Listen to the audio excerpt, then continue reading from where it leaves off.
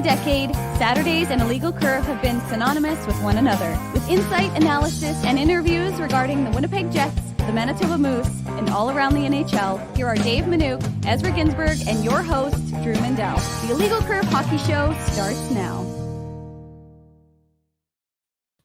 Good morning, Winnipeg. Good morning, Manitoba. For all those joining us live on our YouTube channel and all of our social media platforms, we say good morning, universe, and welcome to the Illegal Curve Hockey Show.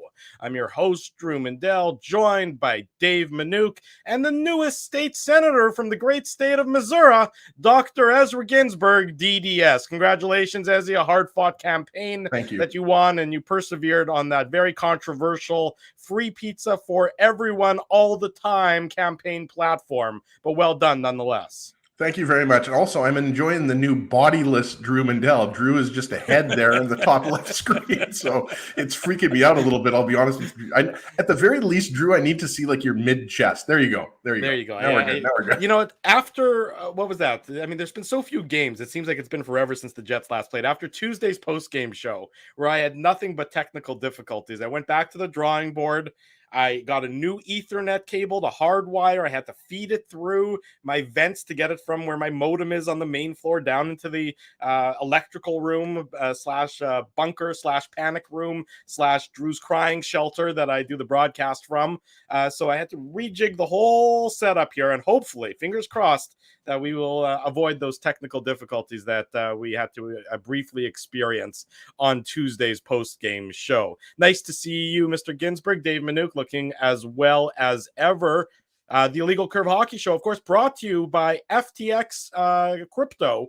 FTX Crypto, when you want to just light your money on fire but can't find a match. FTX Crypto, thank you for your support of the Illegal Curve Hockey Show. By the way, just going back, I'm glad you got a new Ethernet cable. I, of course, was not on Tuesday night's show. Yeah. Feeling a little bit under the weather, so I'm glad that you worked through those technical difficulties. But going back to what you said, it is important, I believe, that every homeowner has a crying room.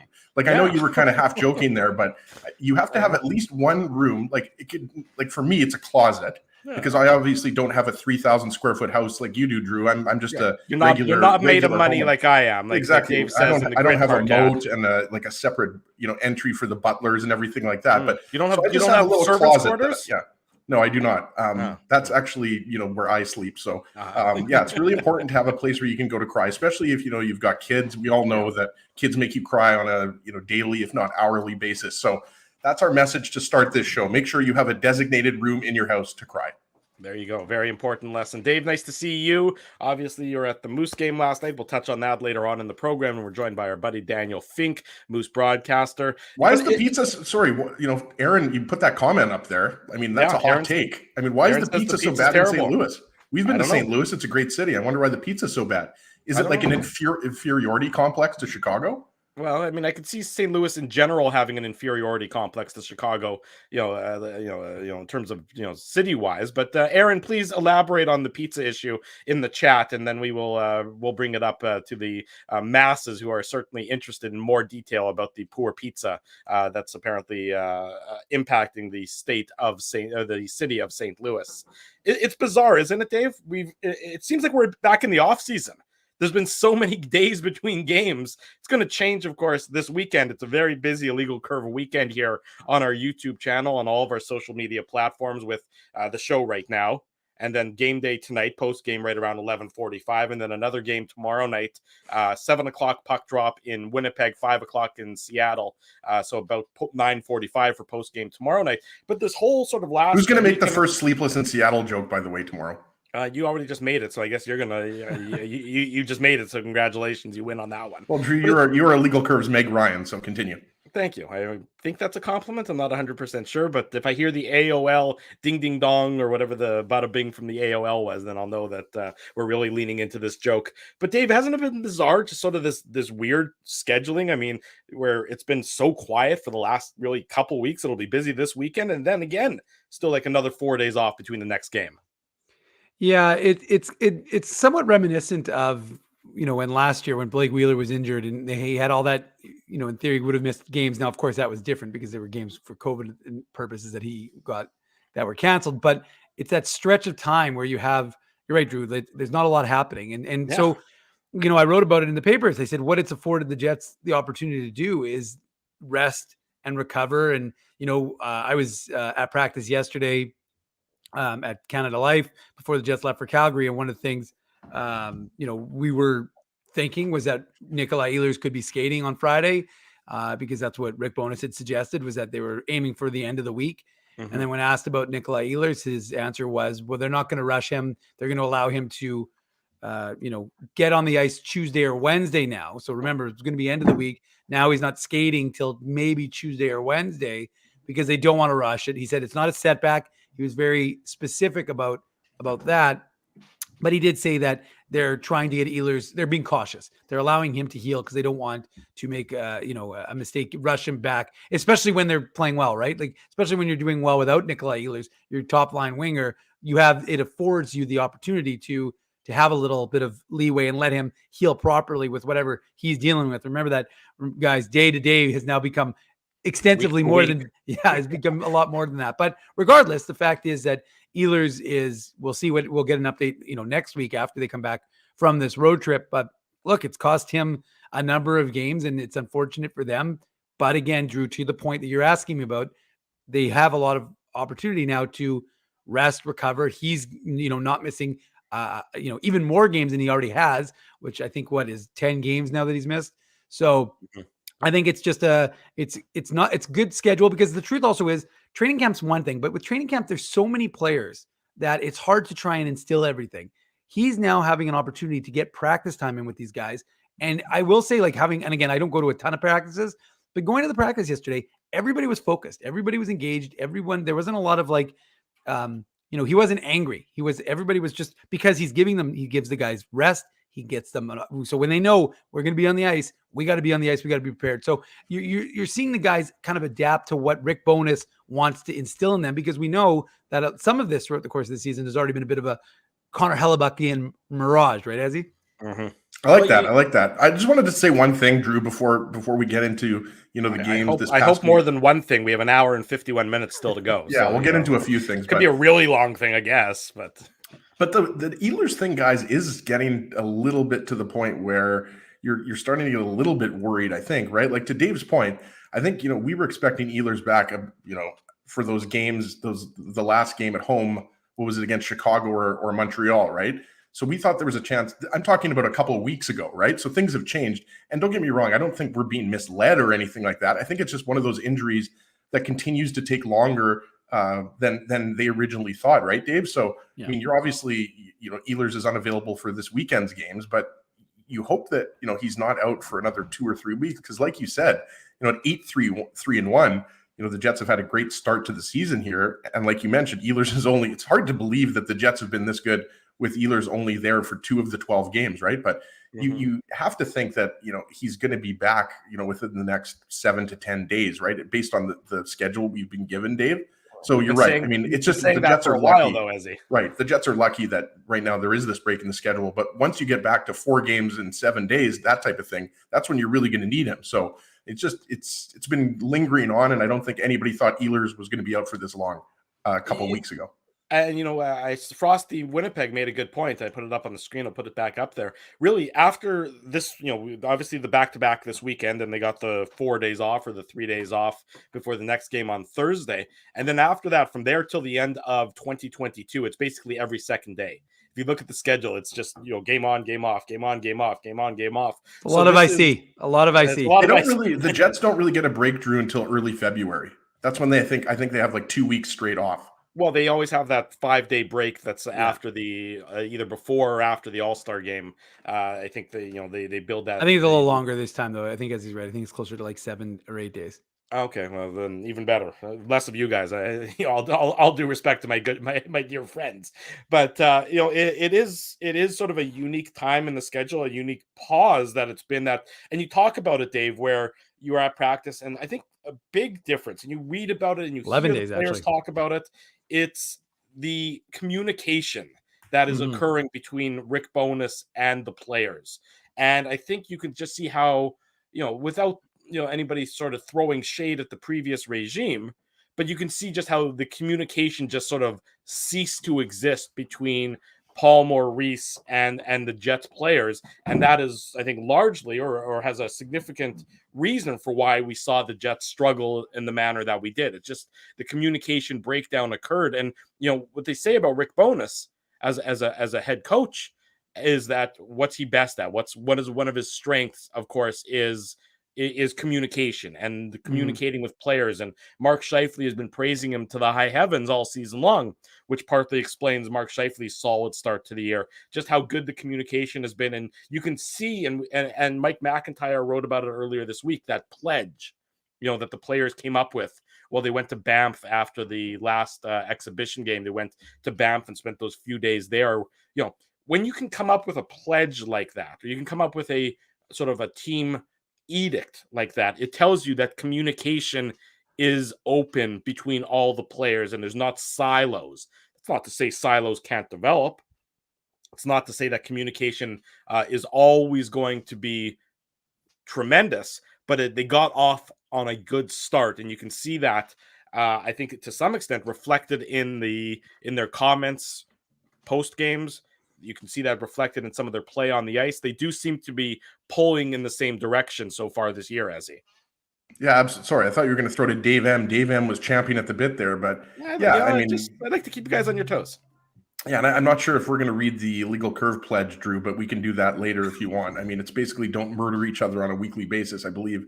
I know that's not verbatim, but I think it's something along those lines, right? But no, you're right. I mean, the vibe, whether you're talking about on the ice during games, on the ice during practices, in the dressing room, whatever, post-game, media availability, just overall, everything, the vibe around this team is much more positive. And we can't forget, guys, like last year, the Jets started off the season, the first 15 games, they were 9-3-3. Right. So if you look at 8-3-1, I mean, that's very close to after 15 games being 9-3-3. And the Jets will take that. I mean, they will absolutely take that when you consider no Ehlers for, 10 of 12 games, Rick Bowness having COVID and then having, the illness, everything like that, strength of schedule. The Jets had a really tough schedule, especially the first 8 or 9 games. Right. So, I mean, I think they're happy with where they're at in the standings. And I think they're just happier in general. And there's less bad vibes, less negativity around this team. I mean, I think there were a lot of guys last year that, quite frankly, wanted out of town. And I think, some fences have been mended, and obviously some guys, have been traded or have left via free agency, the big one being Paul Stastny, right? But I think that there's no doubt that Rick Bowness and the entire coaching staff, right? So you got to give credit to Scott Arniel, Brad Lauer, Marty Johnston. I mean, they've done a really good job with this Jets group here. And it hasn't been perfect. And we'll get more into, the games and everything like that. Like, of the 8 victories, guys, I mean, you have a victory over Arizona there. You have a victory over Montreal, Chicago. So, like, some of these games are games that the Jets should absolutely win. I mean, so the Jets have already lost twice to Vegas. They've lost to Toronto. The game against Colorado, I would throw in there, was a huge win, even though, you could argue they were lucky to get the point. And as Dave said, that was really Hellebuck's goaltending that, kept that game tied, right? But certainly the first period of that Avalanche game, they showed they can go toe-to-toe with the Avalanche. So I think, overall, is 8-3-1 a little bit of a mirage? Sure. But I mean, so if they were 7-4-1 instead of 8-3-1, right? Like, what are we talking about here? The Jets would still have, I mean, the one victory, I think, that you would say the Jets got really, really lucky with was the LA game, right? Everyone points to that game where they were outshot 18-1 in the first period. But for the most part, I think you look at the St. Louis game a couple of weeks back, you look at the Dallas game that we just had. I mean, the Jets dominated the Stars. I mean, the Jets clearly deserved to win that game. It wasn't like, the Jets goalied the Stars. No, they were the better of the two teams. Ottinger, but yeah, so I mean, I think overall, you like where you're at. And you like how this team is trending. I mean, they've got a big test. It's never easy, to go to Alberta and then Seattle back to back. But look, you're going to be facing a very desperate Flames team. We'll get into that. 7 losses in a row, and a Seattle team that's actually probably overperformed thus far. But they're not exactly world beaters. They're just a decent hockey team. So, I mean, if you can pick up a couple more wins here and then go back and have a little bit of time off and then have 3 home games coming up and you're 10-3-1, wouldn't that be something? it would certainly be first place in the Central Division after Dallas lost last night to San Jose. So the Jets tied with the Stars still, Dave, but the Jets do have those 2 games in hand. And Colorado, as everyone expected, nipping at everyone's heels. They've won 3 in a row, 7-4, and won. The Avalanche are after a bit of a, I mean, I don't want to call it a slow start, but just the Avalanche were treading water, I'd say, through the first few games. Stanley Cup hangover, Drew. Yeah, exactly. You don't need to win. You don't need to win every game in October if you're the Avalanche. They know how to win those games in June and July. Dave M. So I don't understand. What's the question? There wasn't a specific question. It was just an opportunity for you to sort of touch on the Jets and touch on the. Hadn't heard from you in a while, Dave. We just wanted to make sure you were still awake. I was paying attention to the chat, seeing people being friendly and chatting with each other, and I was enjoying that. Okay, well then you can mute yourself again, and Ezzy and I can take over. Okay, fine. If you insist.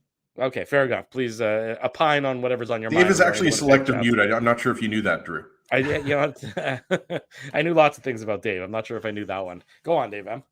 No, nothing. I think just to touch on what you said or what Ez said, I think there is a different vibe. Now we'll see if the Jets go through any sort of, stretch where they're in a losing streak, how they handle that sort of thing, how they handle their adversity this season, because they faced it, as Ezzy said, they faced it with injuries to key players or their head coach. But, a 1 or 2 game or 3 game losing streak could, you'll see how they're able to respond from something like that, if something like that transpires.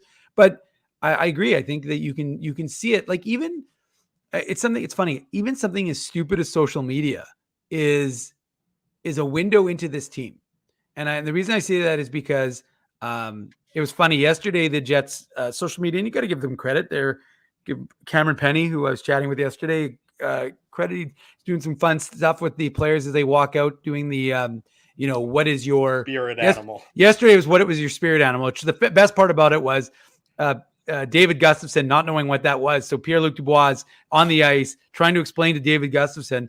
I could hear it, right? Because the arena's empty. They should have asked the question in Swedish, Dave. Yeah, maybe that was the problem. But I mean, there was actually a very small media contingent yesterday. So although I did get a Weber and Shawnee Reynolds fighting right in front of me, so I felt like I was watching Kenny and Rennie live, which was hilarious. Yeah, you tweeted about that. Can you delve a little bit deeper in maybe some of the behind-the-scenes conflict? No, I can't. Did you sign an NDA? I didn't sign anything, but I don't want to disclose. Let's just say they were arguing about the 2017 draft, and that's all. I'll leave it at that.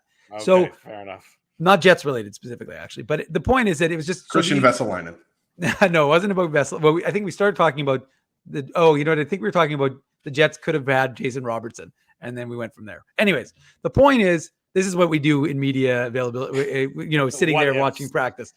So the getting back to the point, though, the point was that if you watched, and Nicole's now saying that, I watched Blake Wheeler, and now you've seen him do this in a couple of them. Blake Wheeler is sitting there. He's engaged, like even the other one with the straw one. Is it two holes or is it just one? And you could see them all having a discussion on the ice, and the atmosphere, the attitude is just different. And again, Blake Wheeler, big smile on his face, watching to see everybody's response, wanting to hear what all the other guys are saying, engaged with something as silly as what is your spirit animal, and they're having fun with it. And I think it's one of the things I talked about. What did I talk about consistently last year? I said, this team is not having any fun. They don't have fun on the ice. I mean, they might claim, we're all close, blah, blah, blah. But when you watch them, they just didn't seem like they were having fun. And Rick Bowness said it best. He said, we're in the National Hockey League. Every day we get to spend in this league, the best league in the world, it should be a good day. And, you're not always going to be happy. But regardless, the point is, you can just see it. It's palpable to me watching these guys doing something as silly as what is your spirit animal, but you see Blake Wheeler smiling and having fun with it, and the players having fun with it. And I think that is it's permeating the team right now. And I think that's a good thing for this Winnipeg Jets club.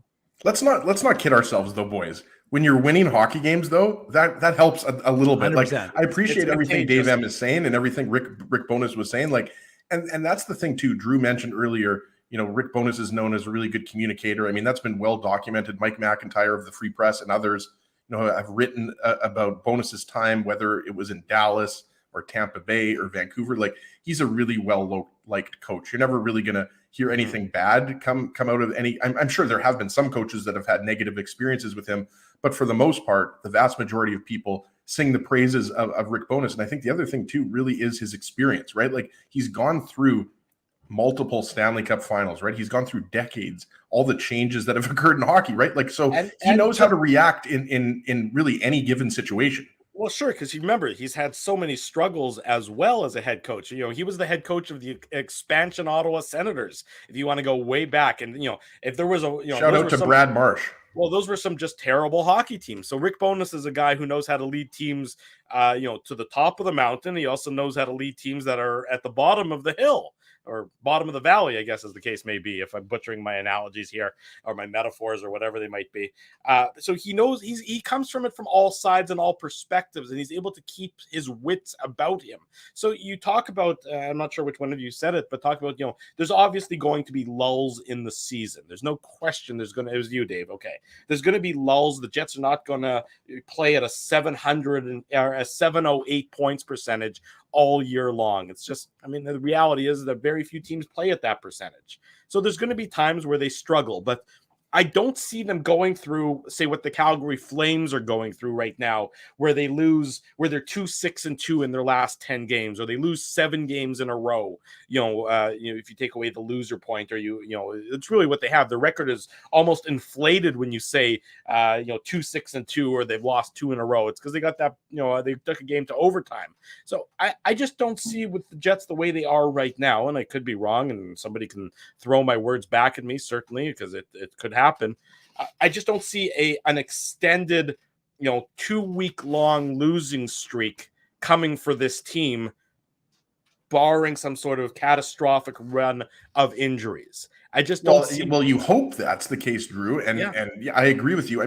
Basically what you're saying is this isn't the last year Jets, right? Like this is not the 21-22 Jets, which is what we saw. We saw multiple times where they went on, runs of whatever 3-5-2 in 10 games or whatever it was, 4-6, right?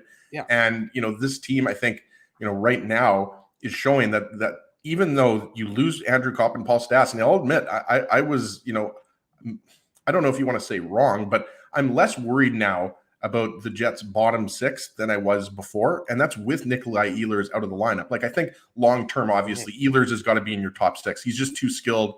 No offense to Mason Appleton, right? Like, the boys had a great chat with him on Winnipeg Sports Talk earlier this week. Like, Mason Appleton is doing an awesome job up on the top line. But guys, Mason Appleton is a guy that you want on the third line with Adam Lowry and Morgan Barron, or some combination of players, right? And look, give guys like, Janssen Fialbi and Saku Manalainen, and like, give these guys credit. They've stepped up and they've looked good on the third line with Adam Lowry, or, throw in Sam Gagner in there as well, or Jansen Harkins, who's been more on the fourth line. But I think to your point, Drew, like, this team looks like they're just a better team, period. And good teams don't go on those types of stretches. By the way, speaking of the Flames, it's kind of, I don't know if you guys saw this, they showed this after the last Flames loss, but this is actually Daryl Sutter's second longest losing streak as a head coach. And as you guys know, Sutter has been a head coach, for how many hundreds of games in the NHL. So if it's his second worst losing streak, this is a bad losing streak. And that's even, more reason why I think tonight's game is fascinating, because the Flames need to snap their losing streak. The Jets obviously want to continue their winning streak. So this, to me, is not going to be a pretty game. Like, you hope, if you're a Flames fan, that they're going to come out with that desperation as soon as the puck is dropped. But you have to think that the Flames want this to end, because they actually played pretty well against Boston. They just didn't get the result. Same thing against New Jersey. Like, that's the thing. The Flames are losing close games. They're not getting blown out, Dave. Like, they're losing 3-2, 4-3. They're just not getting the offense. And we should mention Jonathan Huberdeau is out of the lineup right now. And so is Chris Tanev, well, that's right? Huge. And Huberdeau, you look at the Flames forward group. And this isn't the Flames team, of course, of last year. We know that the subtractions that have left their lineup. You take Huberdeau out of that lineup, I would describe it as a relatively average forward group. I don't think it's, with take Sean Monahan out of there too. That Monahan never gets mentioned, Drew. I was going to say Monahan as well. You take Monahan out as well. You look at it, it's not what I would describe as exciting, minus Huberdeau. And I don't believe we know his status for tonight's game as of yet. And we probably won't know it till later. It'll be on illegalcurve.com. But he was in a walking boot earlier this week. So I don't think there's any chance he's playing tonight. I think it's more likely next week is the earliest he'll come back. Right. And so you look at it and it just, it's nothing that it's workmanlike. They get by, I think, on effort, but there's not the same high level, top shelf talent that there was last year that we saw right. on the Flames. Especially without Huberdeau in the lineup. I think, if you just look at Matthew Tkachuk, Johnny Gaudreau, Sean Monahan, those three players, and then you insert Jonathan Huberdeau, Nazem Kadri, and then, there isn't really anybody that replaced Sean Monahan. So, there's no doubt, even with Huberdeau in the lineup, that this team lost some offensive firepower, right? And Huberdeau was struggling, right? Like, when he got injured, he was not, playing at the same level that you expected him from previous years in Florida, right? So, yeah, this is, the Jets are playing a wounded Flames team, wounded both, in terms of injuries and the fact they've lost 7 games in a row. So, hopefully they're going to be able to take advantage. But Saturday night, in Calgary, it's going to be tough for them to go in there and take 2 points, I think, just because that after that, disappointing road trip, the Flames sometimes you have to stop the bleeding. And 7 games in a row, that's a lot of bleeding. So, you hope that, the Jets are able to pull out a victory here and then maybe go into Seattle and steal a couple of points. But I think back to what we were talking before about this Jets team and, how they've done so far and how different it is from last year's team. I think that they're just playing better, period, as a group. Like you've just seen, and again, I think that, we've seen, spurts in games, periods that have been ugly and the Jets have been badly outshot. But you look at that Dallas game and you look at the St. Louis game from a few weeks back, Dave, and we haven't seen that type of consistent, 3-period performance from the Jets probably in the last 3 years. I just assumed Drew was going to go to break because it's 9:30. So he was about to, but he threw it to you. So I'll tell you what, Dave. We will go to break. We'll touch on way more on the Jets and the Flames. Dave didn't talk enough in that last 30-minute segment, Drew. That was way too much of me. After that. Jeff Hamilton of the Winnipeg Free Press is going to join us next Saturday morning. We're live with the Illegal Curve Hockey Show on YouTube and all of our social media platforms. Keeping Winnipeg laughing for over 30 years. Rumors, Canada's longest-running comedy club, bringing you the biggest laughs from the best comedians on the planet. Jerry Seinfeld, Chris Rock, Jon Stewart, Dennis Miller, Brad Garrett, the greats, and all the up-and-comers too. When was the last time you laughed out loud? Make it a great night out with friends, or book your office or birthday party. Even a fundraising event at Rumors. Get all the details and dates on upcoming shows at rumorscomedyclub.com. Hi, Ez. A strange question for you. But why are you lying on the ground being crushed by a piano? Well, Drew, I definitely tried to carry this baby grand piano down the stairs by myself, and somehow I failed miserably. Right. Yeah. Sorry, that was a silly question on my part. My apologies. Would you like me to call Rolly's Transfer Moving and Storage to help you move the piano? They are the most experienced piano moving company in Winnipeg, after all. Yes, please call Rolly's and hurry. This piano is very, very heavy. Rolly's Transfer Moving and Storage offers stress-free residential moving services while taking great care of your personal belongings, including your piano. At Rolly's, no job is too big or too small. For more information, visit rollys.com. Hi, it's Drew from Illegal Curve here. Selling your home can be stressful, but it wasn't for me. Thanks to my friends at Zappia Group Realty, they made the process so easy. My home sold within 48 hours and with multiple offers. Zappia Group Realty took care of everything with their exquisite customer service and attention to detail. If you want to sell your home for more in less time, get started by talking to Frank and Mauro Zappia of Zappia Group Realty. Online at zappiagroup.com. Hey, Drew. Ezzy, whoa, what a smile! Yeah, I got my crowns done at Linden Market Dental Center, and they whiten my teeth. I see. They're so bright that every time I smile, they go... We have hockey tonight. Do you have a mouth guard to protect those pearly whites? I sure do. Whoa, they even ting through the mouth guard. Linden Market Dental Center covers all your dental needs from restorative to cosmetic dentistry and will fit you with a sports guard for that active lifestyle. 877 Waverly, see lindenmarketdental.com. So you're a pizza person, you married a wing person, but somehow your kids are salad people. You can't pick your fam, but you can pick your BP meal deal, starting from $18.99 for takeout or delivery at bostonpizza.com.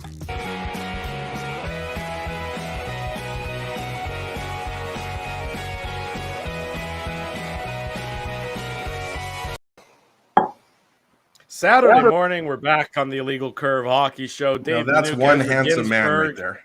the handsome man, Jeff Hamilton, joins us on the line. Hammer, good morning. How are you, my friend? Really good, guys. Happy to be on here for sure. Didn't get a heads up. I could have been picking my nose or something before all of a sudden my face is on the screen. But you guys keep me sharp. Here we go. That's just exactly what we like to do. We like to keep people guessing. We like to make sure that everyone is, never just when you think we're gonna zig, that's when we zag. Just when you think all the answers, I was picking my nose during the commercial break, by the way. Ezra, none of us would expect anything different, Ezzy. Anyways, Jeff, a pleasure to see you. Big weekend for you, of course, with the Bombers and the Lions taking place, the West Final tomorrow. Maybe we'll touch on that in this interview. But, of course, we start with the Winnipeg Jets, as we do more often than not here on this fine program. Jeff, we were talking about it in the commercial break. Last year, the Jets got off to that 9-3-3 start, and it felt more of a mirage. And now it's easy to say that sort of in hindsight, that it felt like a mirage. But this year's 8-3-1 start to me feels different. It feels more substantive. It feels more real. Now, things can change, injuries can happen. But from your perspective, do you think that the Jets are maybe not necessarily 708 points percentage good, but do you think that this team is, as its record indicates so far this season? Isn't that the $1 million question right now? Is trying to figure out what exactly or how real or are the Jets for real through this stretch? It's funny you mentioned the 9-3-3 record to start last season. I put that on my Instagram along with the Bombers being in the position that they were in, obviously marching towards there.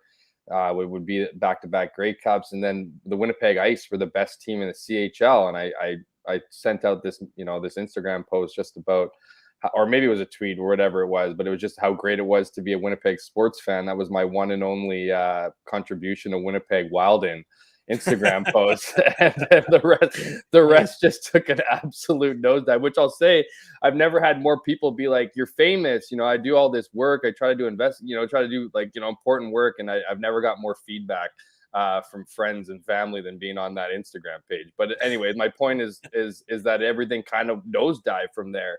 There are some similarities, I think, between that start and this start. Not necessarily, and I'll get to the point where I think is the big difference. But the Jets, I mean, they're rolling right now. They have the points. They're atop a very competitive Central Division. But we know some of the games haven't been all that convincing, particularly that road trip where they had 5 out of 6 points.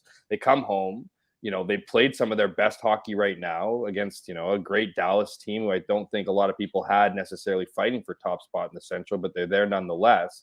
And I think things are a bit better. Things have kind of smoothed out. Where I see the biggest difference is the attitude, is the feeling inside the locker room. I mean, I was having a conversation with Kyle Connor the other day, and we have moved into more of an open locker room. We were able to have these kind of sidebars or conversations with players, and I think that was really missing over COVID with the whole Zoom, obviously, and whatnot, and trying to be safe, obviously. But having a conversation with Kyle Connor and just saying, this seems like a more likable locker room. This seems like a more likable team, and I think that's the result of Rick Bowness certainly coming in and shaking things up, beginning with the leadership group. And it's not so much about taking the COA from Blake Wheeler as much as it is opening the room up for more guys to feel a part of things. I think there's a lot of, when we talked about locker room issues over the last few years, the fact of the matter is you want to compare the Bombers. I know it's not easy to compare two very different teams, not just in sheer numbers, but in, obviously income and whatever, and egos, you could argue. But, like the Bombers, the Jets are now feeling like everyone's a part of it. They're getting that culture that we've heard for years in Boston, where just because you're a rookie or whatever, or been around for, a weekend, you're just as important to the overall success as everybody else, because whatever cliche you want to throw out, everyone's pulling the same direction, everyone's doing all those things. The reality is that didn't exist on the Jets for years, and now there's this, whatever it is, whether it's the bonus effect, whether it's more guys feeling more comfortable, whether it's maturity, whatever it is, these guys are buying into the fact that it's going to take, if they want to do something special with the Winnipeg Jets, it's going to take everybody involved, that it's not going to be a bunch of individuals playing for, that is going to accumulate into some kind of collective effort, doing something special. So I think that's the biggest difference is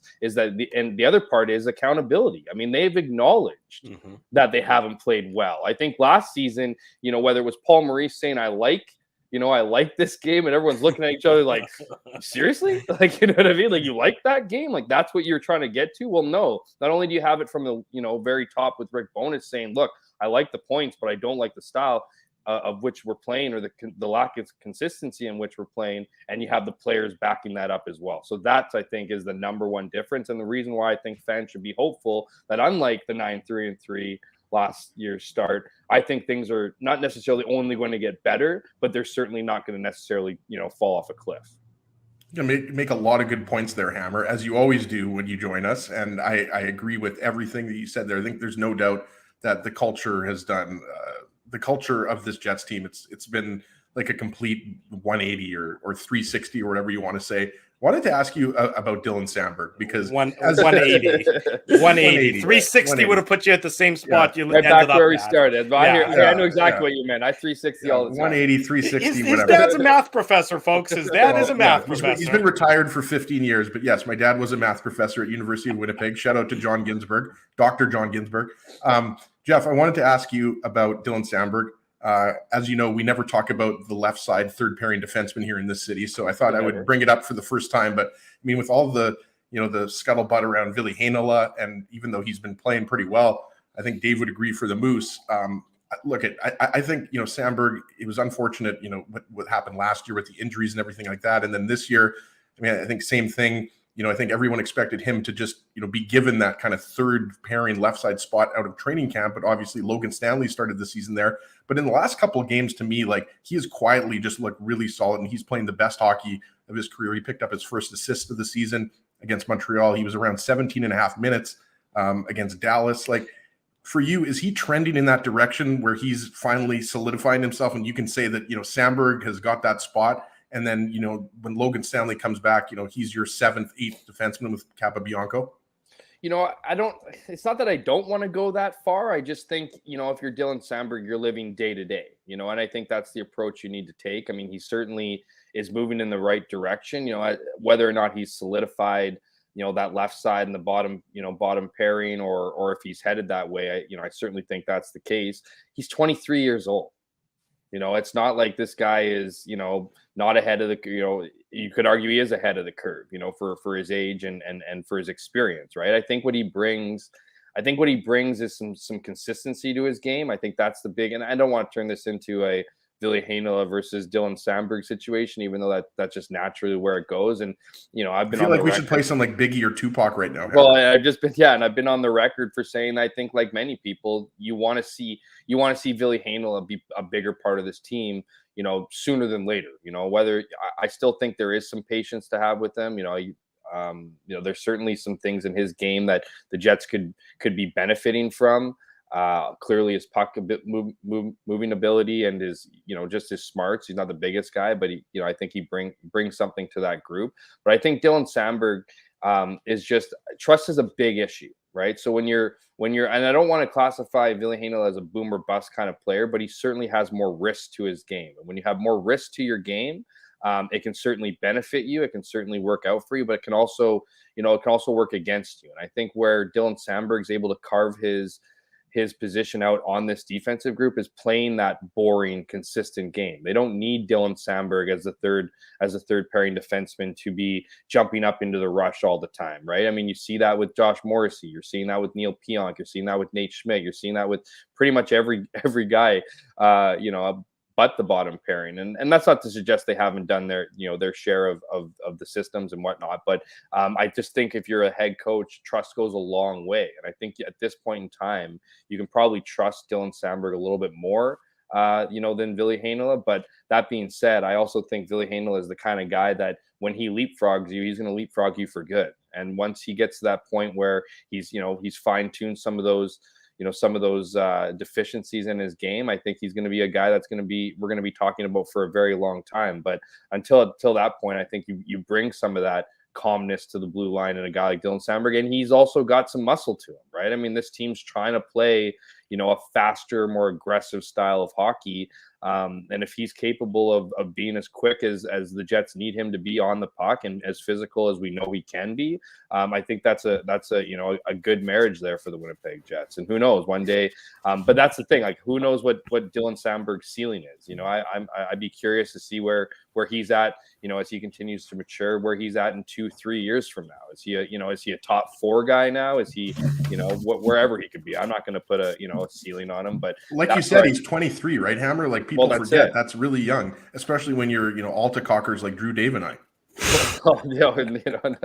And Ville, for the short guys, Ville Heinola, that's why I'm cheering for him too. At the same, Ville, I do think, again, I think he's going to be a guy that's going to jump into the lineup, hopefully sooner than later and make his mark and stay there. Because I think that's what it is for him. I think it's not one of those things where you bring him up and then you bring him back, you bring him up, you bring him back, you stick here. But since the question was about Dylan Sandberg, I think he's been able to carve out that role because of his consistency, because of what he brings to the table, in just size and sheer, sheer, I don't want to say sheer level of improvement, but just in general has brought a consistency. He's trending up and continues to trend up as we watch, this team fight for first place in the Central.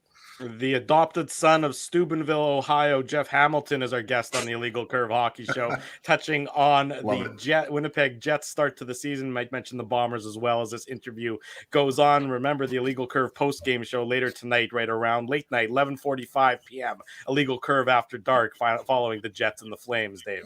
Well, Jeff, it was a bit of a curious case of Nikolaj Ehlers because, after game 2, we're not really sure what's going on. It sounds like it's day to day. It sounds like it's fairly minor. Well, that was 10 games ago. And we thought, okay, maybe Nikolaj Ehlers would be skating. I was at practice yesterday. No Nikolaj Ehlers to be seen. And of course, when Rick Bowness was asked about it, he said, well, we're not going to rush it. We're going to let him heal up and we're going to be cautious. He wouldn't call it a setback. He said, we're going to be cautious. He'll be on the ice Tuesday or Wednesday. That's their goal. Which I don't think is a bad thing because so many times we hear, oh, well, that player played injured. And I think to myself, how little confidence do you have in your team that you would allow a guy like Neil Pionk, for example, you qualify, well, he didn't have his best season because he was injured. Well, then you have to play somebody else who's not injured in his place. The Jets haven't done that. They're allowing Nikolaj Ehlers to heal because they want him to be at whole. But what do you think about this whole situation? Do you think it's like, is this becoming a permanent thing with Nikolaj Ehlers, who of course lost so many games last season?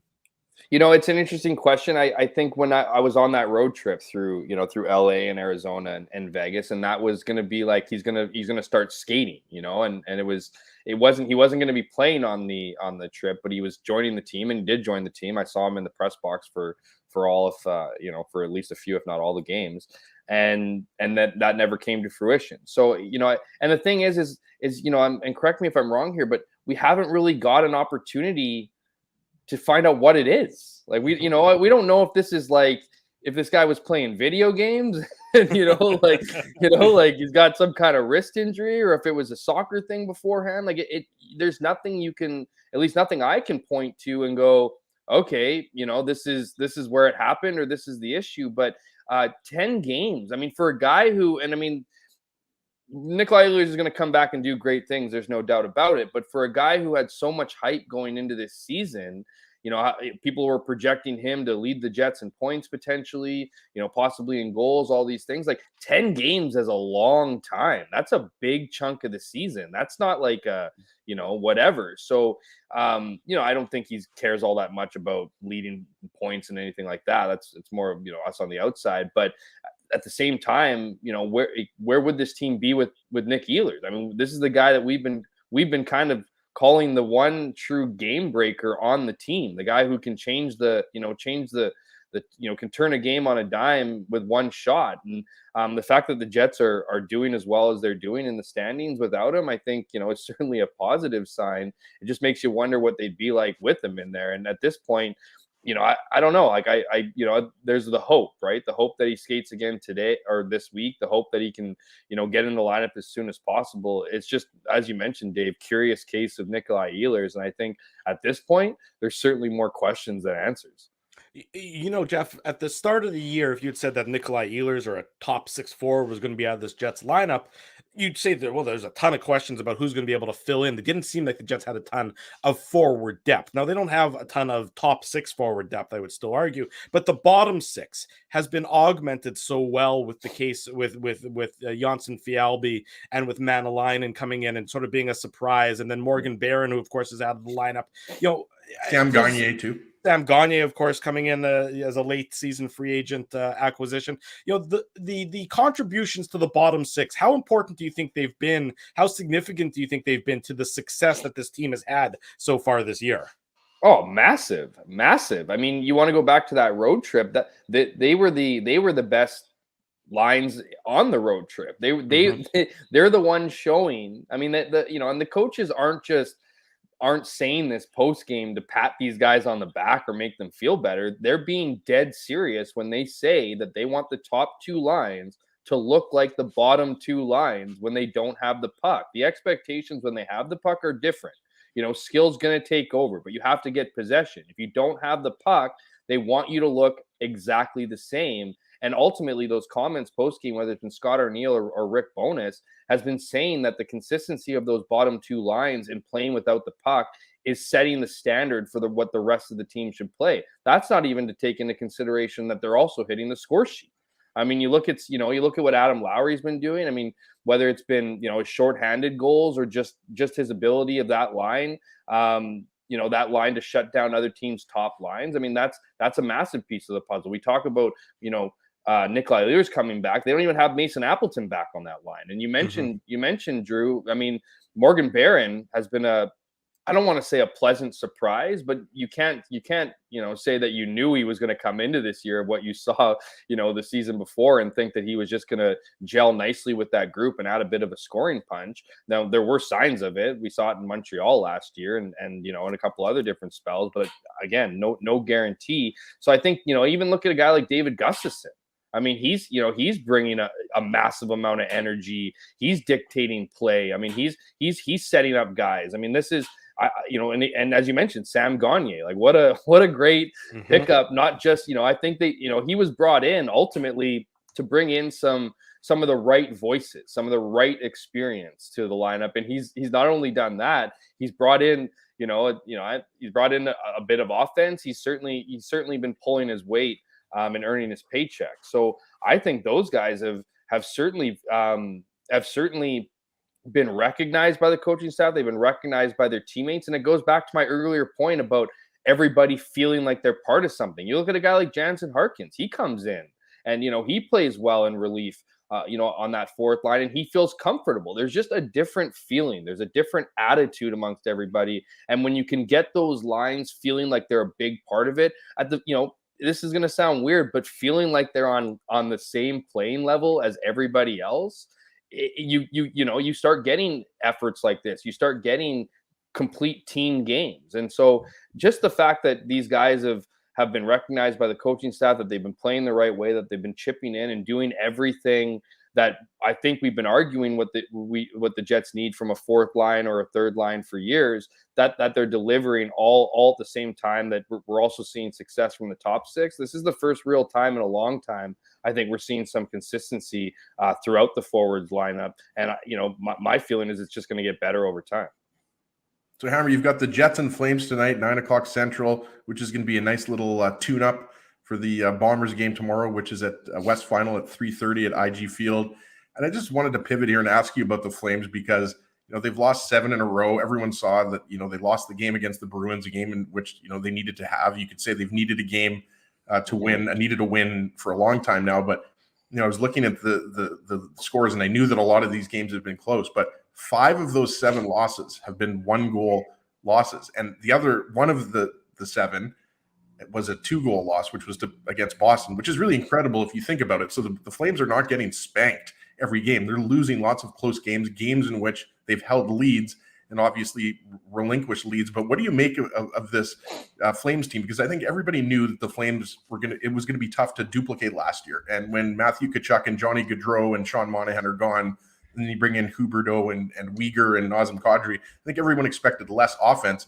but this Flames team is really struggling. Like this is, I don't know if you saw this, the second worst losing streak of Daryl Sutter's coaching career, which is pretty incredible. You would have thought that, years ago would have been much worse. But what do you make against this Flames team? Because as I was mentioning to Drew and Dave, I think you got to think this Flames team on home ice on Saturday night is going to be extremely desperate tonight.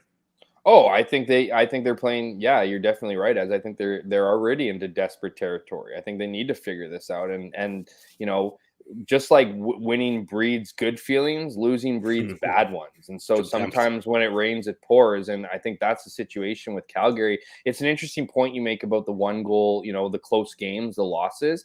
To me, and I'm not trying to suggest that the Calgary Flames are struggling on the mental side of the game. But I do think when you look at that many moving pieces, I mean, they look good, right? I mean, oh my goodness, look at what the Calgary Flames lost and look what they retooled with. I mean, they might even be better than last year. Well, I think what Daryl Sutter was able to do is bring a group together, much like we see what Rick Bowness is doing now, different situations, but was able to take a group that has been together for years and bring out the best in them. So they already know each other. They already know their identity. When you bring in that many critical pieces, new pieces, that's a lot of moving pieces. And I think you're seeing some growing pains, maybe a bit of an identity crisis, if you will. I don't want to get too hyperbolic, but when you start losing that many close games, there's something that's just missing with the group. Now, I'm not suggesting that it's not able to be fixed. I certainly think that Daryl Sutter will get that team going. I think we'll see Calgary, make a push here and get back to where I think many of them projected them to be. But the early growing pains for me is the moving pieces and the one goal losses are just missing that one bit of cohesiveness, the difference in those games, right? I mean, it's very, very, very small margins of error when it comes to those games. And I think when you're not as mentally tough or as the chemistry isn't quite there, you're going to find yourself on the other, on the wrong side of those games more often than not. But again, I think this is just a short-term issue for them. And as they get to know each other better, as they get to grow as a team, I think we're going to see some vast improvement over in Calgary for sure. Hammer, all eyes will be on the Jets and the Flames tonight. Then they'll be on us with the Illegal Curve post-game show. And then all eyes, maybe across the country, will be on IG Field tomorrow afternoon, 3:30. Two-parter for you. One, if Rasheed Bailey is not able to go for the Bombers, what does that mean in terms of scheme? Maybe more than just his skill set as a receiver. Two, what's your X factor in tomorrow's game between the Bombers and the Lions as the Bombers' quest for the three-peat continues? Okay, so did Drew just turn into Darren Bombing, by the way? I mean, this is bombing as his own show. Walby and Bombing, Bonfire Sports, baby. I'm going to be there tomorrow afternoon. My wife's going to be right next to me. We're going to be cheering them on. So everyone knows what's happening tomorrow afternoon. It's a big game. Everybody's excited for it. And Jeff is the man on the inside. So he's the guy who's got to tell us all about it. And while you're at it, Jeff, is there any truth to the rumor that if the CFL had waited an extra week, you were actually going to be the Grey Cup halftime show? 3 questions. I no comment on the last one. Can't. Okay. I signed an NDA, so I can't just be disclosing all the secrets. I'd love to give you the scoop. Unfortunately, I won't be center stage at Grey Cup. I will be at Grey Cup, win or lose for the Bombers, but I certainly won't be center stage at halftime. To answer your first question, Drew, it was an interesting injury report. I don't know what to make of Rasheed Bailey and potentially being doubtful for the game, because that's ultimately the designation that he had. Look, if this guy doesn't play this football game, something's up. You know what I mean? Like, there's the passion this guy has. I think pure adrenaline would get him through. If he was missing half a leg, he'd be able to play. So that is a bit concerning. To your point about what he brings outside of making key catches, I mean, I think he has 7 touchdowns this year or somewhere in that area. So he's certainly been able to find the end zone. He makes big catches on second downs. He makes contested catches, and he brings a level of passion, which I think the Bombers early on in his tenure here weren't quite sure, like, how to harness that and whatnot. But I think over time he's become a beloved teammate, and so his absence would be tough. Now, there would be increased opportunity there for guys like Drew Woltarski, guys like Brendan O'Leary Orange. There's guys, like Greg McRae. I don't think he gets into the lineup if and he's had, flashes this season. He brings an element as a running back. He, as a natural running back, he brings an element to the run game too, and might be able to make up for some of those jet sweeps that we see Rasheed Bailey, bring to the Bombers offense. So that would be a tough loss if they had him, but we don't know. This could be just smoke and mirrors too. I don't think they would lie, but I mean, they could very well be playing for sure. And he's certainly been doing interviews and acting like he's playing. Still on they came out while we were talking. They came out with the depth chart. I'm not sure if you've seen it. He's still on the depth chart for tomorrow with the game time, which tells me, moniker. with the moniker there, right? Yeah. So like that tells me more often than not he's probably in. Who knows? It could definitely potentially be out, but I would be, if I'm a fan, I'd be going forward with thinking that he's in. But to your question about the X factor, it's funny, right? Because I think. And I don't know if you can classify it. The weather, I think, will be the X factor. There's two X factors I have. The weather, because I think, this whole idea that the weather's the great equalizer, and I wrote about this today, the great equalizer amongst teams, and quite often it is, right? I mean, if you're going into, playing a team like BC, imagine they didn't live where they live. They were a different team with all the weapons they have on offense. You go there and it's snowy and stuff, and all of a sudden you take all those great receivers out of play. Well, yeah, the visiting team looks like they'd be in pretty good shape. Well, I don't see this as anything but an advantage for the Winnipeg Blue Bombers. They've lived here, guys. I don't know. I've been to BC for a weekend. I've come home in the winter, and there's been an adjustment period for me, and it's been about 72 hours. So to think that these guys are going to come to Winnipeg after playing in the under balmy weather in Vancouver and under a roof at BC Place, for Nathan Rourke, who's been obviously a great story, for him to come into Winnipeg in front of what's going to be an absolutely insane crowd at IG Field,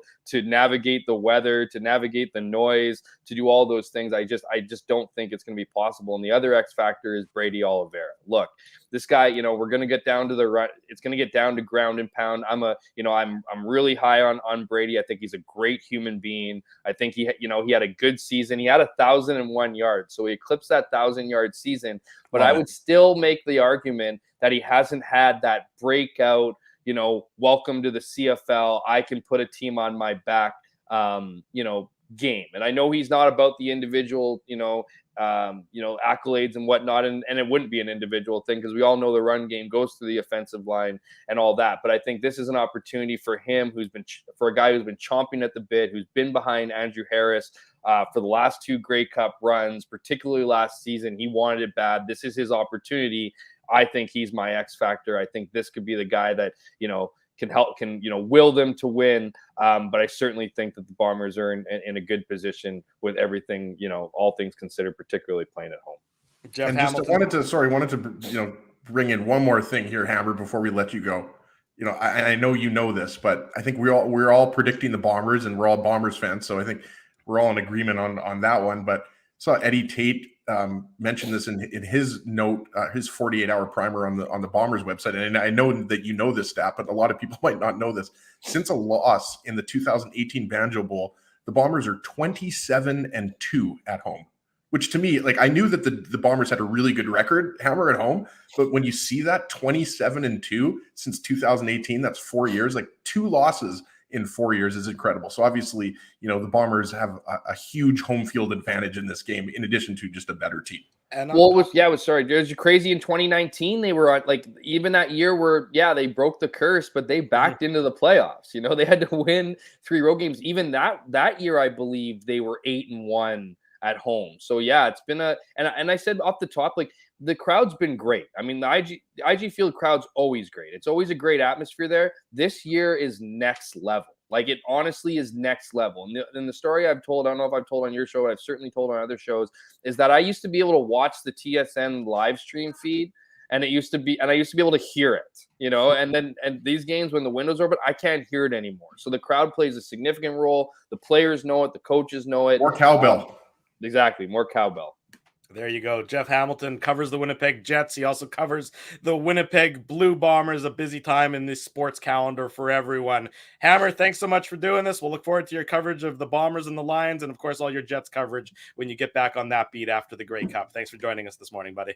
Hey guys, always a pleasure. I'll do the plug. You called me the son of Steubenville. I think that's related to my feature on Zach Collaros. I went to Steubenville a couple of weeks ago, did a 6,000 word feature on him today, just to give you a better idea of where he came from and where he might be able to take these Bombers. And after doing that research and writing that story, I don't know how you could have a guy like Zach Collaros on your team and not win. So you know what, check it out. Otherwise, guys, thanks so much for having me on. Everyone read that article. It was I've already read it twice, Jeff. Yeah. Thanks, Ez. It was a great piece, Jeff. Kudos for that one. And yeah, exactly. It'll be a fun time tomorrow at IG Field. Thanks so much, buddy. Thanks, Hammer. Cheers, guys. There he goes. Jeff Hamilton joining us on the program this morning. We'll take another break. More on the Jets and the Flames, more on the Jets and the Kraken, and Daniel Fink at the bottom of the hour to talk about the Moose. Much more to come. Hour number 2 of the Illegal Curve Hockey Show up next. We're live on YouTube and all of our social media platforms. Keeping Winnipeg laughing for over 30 years. Rumors, Canada's longest-running comedy club, bringing you the biggest laughs from the best comedians on the planet. Jerry Seinfeld, Chris Rock, Jon Stewart, Dennis Miller, Brad Garrett, the greats, and all the up-and-comers too. When was the last time you laughed out loud? Make it a great night out with friends, or book your office or birthday party. Even a fundraising event at Rumors. Get all the details and dates on upcoming shows at rumorscomedyclub.com. Hi, Ez. A strange question for you. But why are you lying on the ground being crushed by a piano? Well, Drew, I definitely tried to carry this baby grand piano down the stairs by myself, and somehow I failed miserably. Right. Yeah, sorry. That was a silly question on my part. My apologies. Would you like me to call Rolly's Transfer Moving and Storage to help you move the piano? They are the most experienced piano moving company in Winnipeg, after all. Yes, please call Rolly's and hurry. This piano is very, very heavy. Rolly's Transfer Moving and Storage offers stress-free residential moving services while taking great care of your personal belongings, including your piano. At Rolly's, no job is too big or too small. For more information, visit rollys.com. Hi, it's Drew from Illegal Curve here. Selling your home can be stressful, but it wasn't for me. Thanks to my friends at Zappia Group Realty, they made the process so easy. My home sold within 48 hours and with multiple offers. Zappia Group Realty took care of everything with their exquisite customer service and attention to detail. If you want to sell your home for more in less time, get started by talking to Frank and Mauro Zappia of Zappia Group Realty. Online at zappiagroup.com. Hey, Drew. Ezzy, whoa, what a smile! Yeah, I got my crowns done at Linden Market Dental Center, and they whiten my teeth. I see. They're so bright that every time I smile, they go, "We have hockey tonight. Do you have a mouth guard to protect those pearly whites?" "I sure do." Whoa, they even ting through the mouth guard. Linden Market Dental Center covers all your dental needs from restorative to cosmetic dentistry and will fit you with a sports guard for that active lifestyle. 877 Waverly. See lindenmarketdental.com. So you're a pizza person, you married a wing person, but somehow your kids are salad people. You can't pick your fam, but you can pick your BP meal deal, starting from $18.99 for takeout or delivery at bostonpizza.com.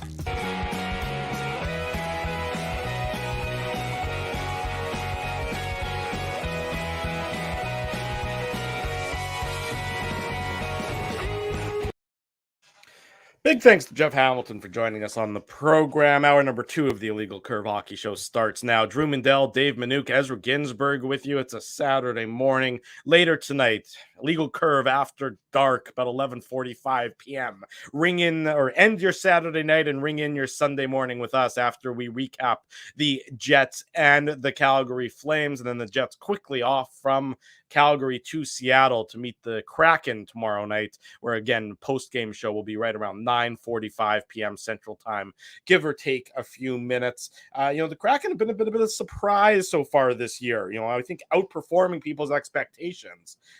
given how they were last year, of course, Dave, where they were one of the worst teams. They're very expansion-like, and which was a surprise to a lot of people last year, particularly those in the analytics community or those who look at the game through an analytic lens. They thought the Kraken were going to be better than they were last year. Obviously, that was not how it ended up. But this year, the Kraken, I think, are more meeting or matching the expectations that people had for them last season. They're doing it, I would say, more by committee than anything else. There's not a ton of what I would describe as overwhelming top flight, sure thing talent there, but they're getting it done nonetheless with some quality veterans who are really sort of melding it together well.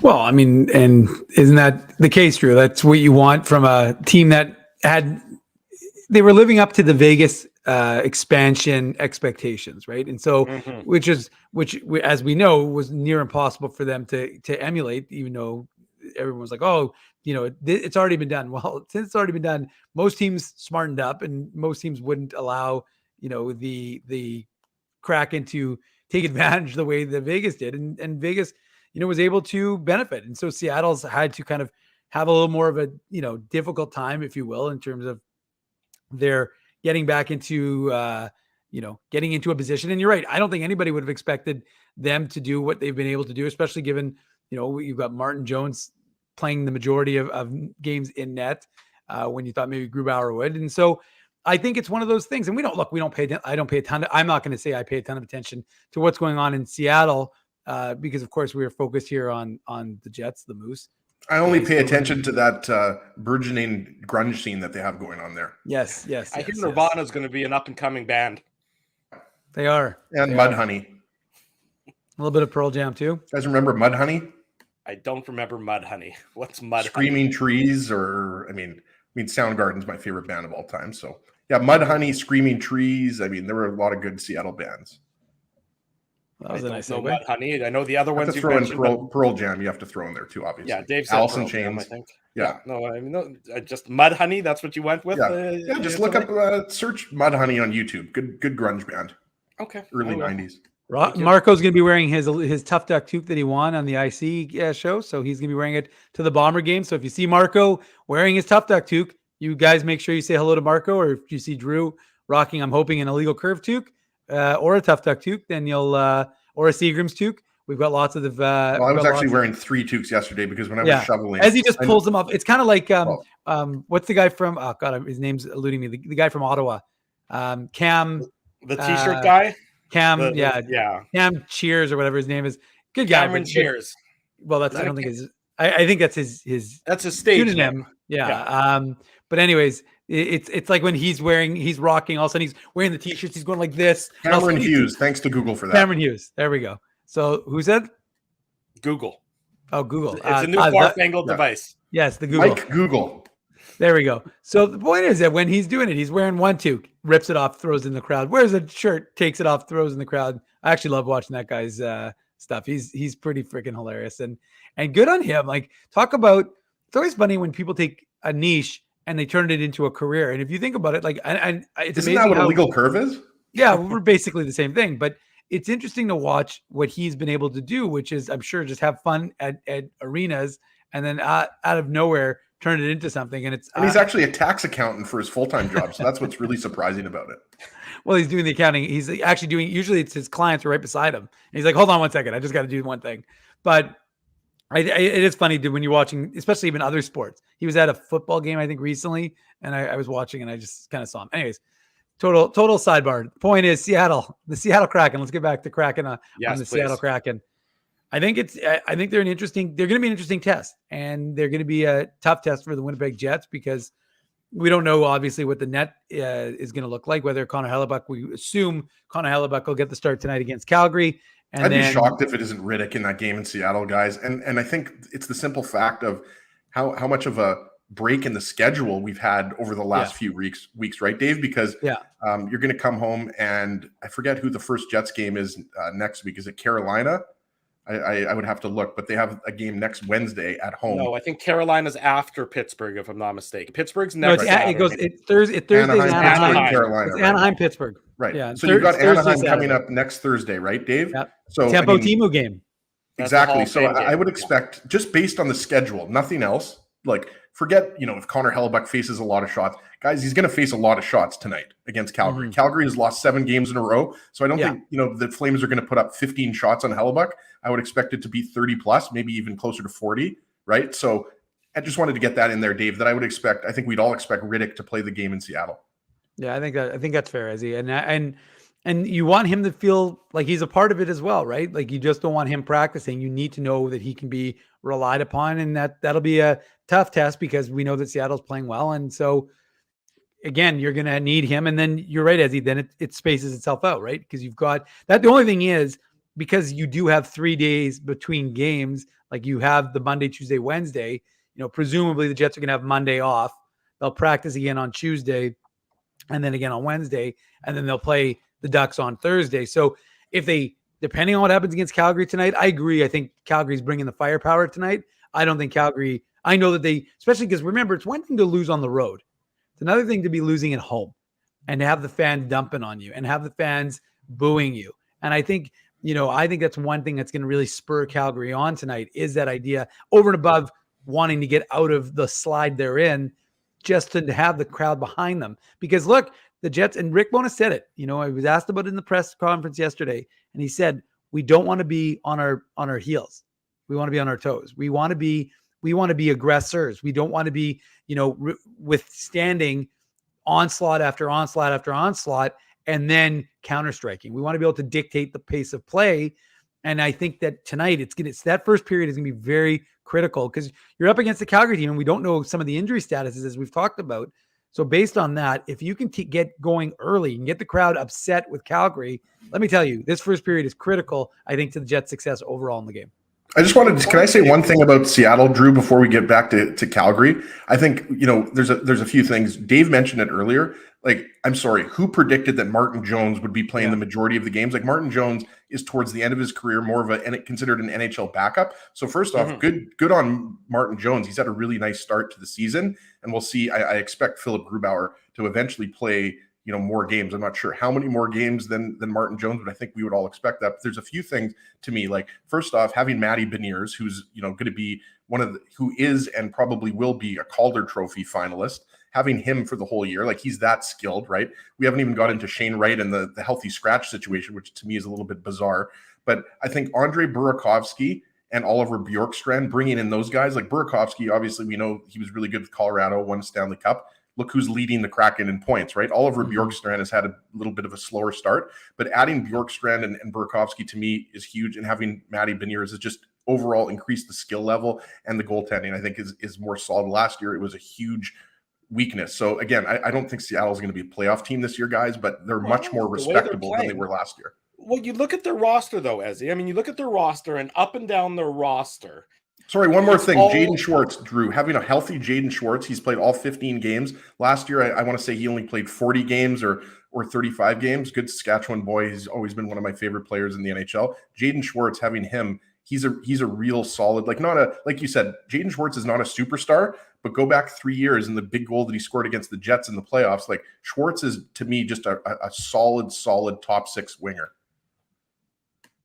Well, that's what I was going to say when you look at this Kraken team. That, they don't have what I would describe as a traditional number one line, but their 12 forwards that they play are all bona fide NHL players. There's no question about all their guys are guys that you would say, yeah, that's an NHL player. That's a guy who can play a role at the NHL level. They don't have the, top flight talent of a Colorado Avalanche. They don't have a Jack Eichel like superstar. They don't even have a Mark Scheifele or Kyle Connor like, superstar that we have here in Winnipeg. But their forward group is filled with NHL talent. And so if you're trotting out there, an entire team of guys that are second or third liners, well, that's not so bad, when in the regular season. I think it limits where you're going to go come playoff time, but that's a long ways away and not something that, the Seattle needs to worry about when they're facing the Jets tomorrow. But you look at them, even on the back end, they have guys who are NHL talent. Again, probably nobody that you would say is a number one defenseman, a top flight defenseman, but they're 1 through 6 from Vince Dunn. Maybe William Borgen is the exception to my comment there, but 1 through 5, 5.5, they have guys who are unquestionably NHL talent, probably 3-4 defensemen. So when that's your identity, when that's your team, then you can succeed in that at that, I think, in the regular season in particular. As I said, it limits where you have it limits where you're going to go in the playoffs, but Seattle doesn't expect to be contending for the Stanley Cup anytime soon. They're not built for a long playoff run. I think they're we've documented that. Team. Exactly. And like to compare them to the Golden Knights is ridiculous. Like just because, as Dave mentioned, I mean, first off, there's just not that magic, right? Like the Golden Knights had that magic in the first year. And I think Dave will agree. To me, the biggest difference is you don't have Marc-Andre Fleury, right? Like you don't have a future Hall of Fame goaltender. Like all due respect to Grubauer and Martin Jones, like let's not kid ourselves. I mean, the Jets got goalied in that Western Conference final by Marc-Andre Fleury. If it wasn't for him, the Jets would have gone to the Stanley Cup final. I don't care what anybody says. So you don't have a Marc-Andre Fleury, a goaltender of that caliber. Look at Grubauer, I think, is a good goaltender. I think he's gone through some tough times over the last couple of years. He's trying to regain his form. I think you guys would agree with that. This guy was a Vezina finalist before he came to Seattle. So I don't think anybody thought that, look at the Grubauer contract was a little bit bizarre. Like I think we were surprised that he signed that contract in addition to some of those other contracts Ronnie Francis signed. And I think part of the reason why the Kraken just got off to a bad start and never recovered is because they didn't really seem to have one goaltender who was running with the reins last year and giving them really good goaltending, like for example, Vegas had in their first year in the NHL. So they're not an easy out, that's for sure. They're going to be a tough game for the Jets, but they're still a team that I think is finding themselves. And I personally don't think they're going to keep this up. I don't see them being a playoff team, but I do think they'll be competitive, like I said. Competitive, certainly, which makes it all the more difficult for the Jets, Dave, on the second half of a back-to-back situation where we already know how difficult it is to win those games. But then you're flying to Seattle, and it's not the same Seattle team from last year. It's a team that is confident and playing with confidence. So it's a real big challenge for the Winnipeg Jets, which I think speaks to the importance of tonight's game as well. If you lose both, the sky's not falling, but you're a little bit disappointed, and some of the uncertainty would certainly get raised up again.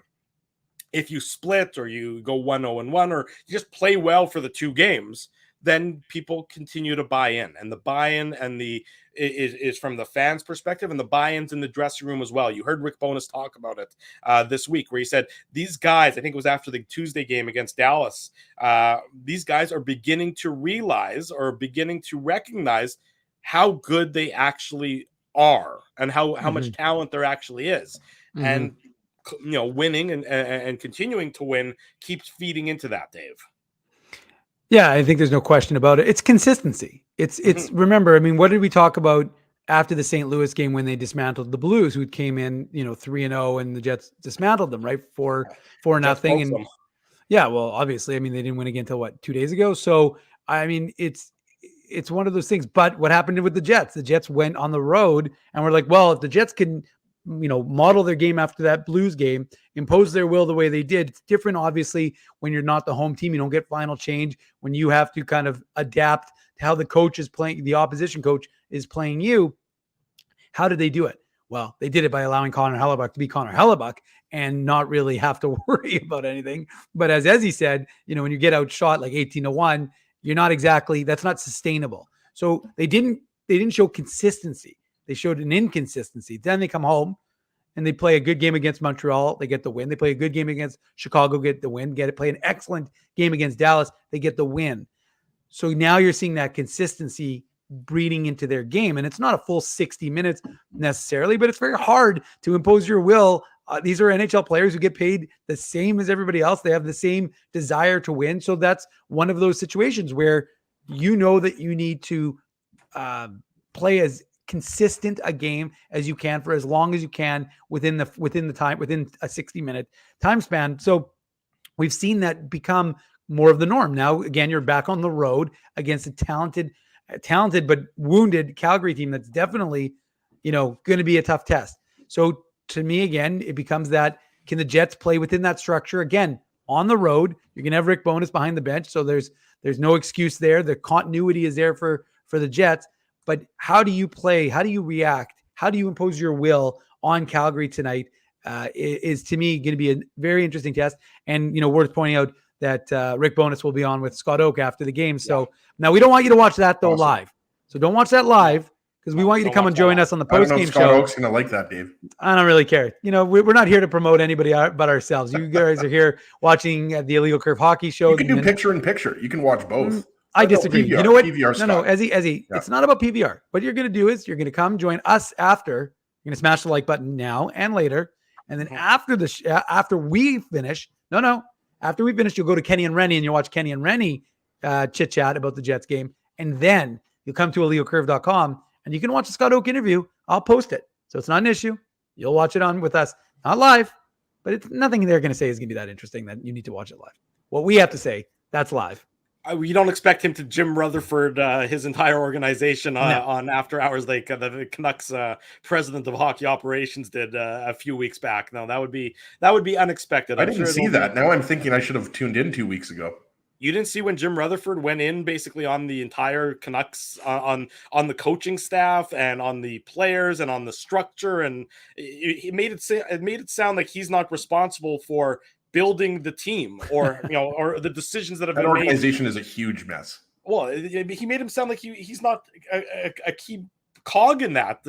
Nobody who else signed JT Miller to that contract extension. Made him sound like it wasn't him. I'm like, what the hell's going on here? But that's a separate issue. Horrible contract extension. JT Miller is a fantastic player, but I mean that contract's going to look really bad in 3 or 4 years. Well, and it's not like the Canucks are going to be any good in 3 or 4 years either. So that none of that decision making went the least bit, made the least bit of sense in any event. As Dave was right, post game here, Legal Curve YouTube channel, Legal Curve social media, and then you can do all the other stuff after on illegalcurve.com and on Kenny and Rennie and everything else along those lines. Jonathan Huberdeau, he was on the ice yesterday or 2 days ago in Boston. So he seems like he's getting close to recovery for the Flames. Will he be in the lineup for tonight's game? I would say it's unlikely because usually they want to get a full practice in before a guy would come back into the lineup.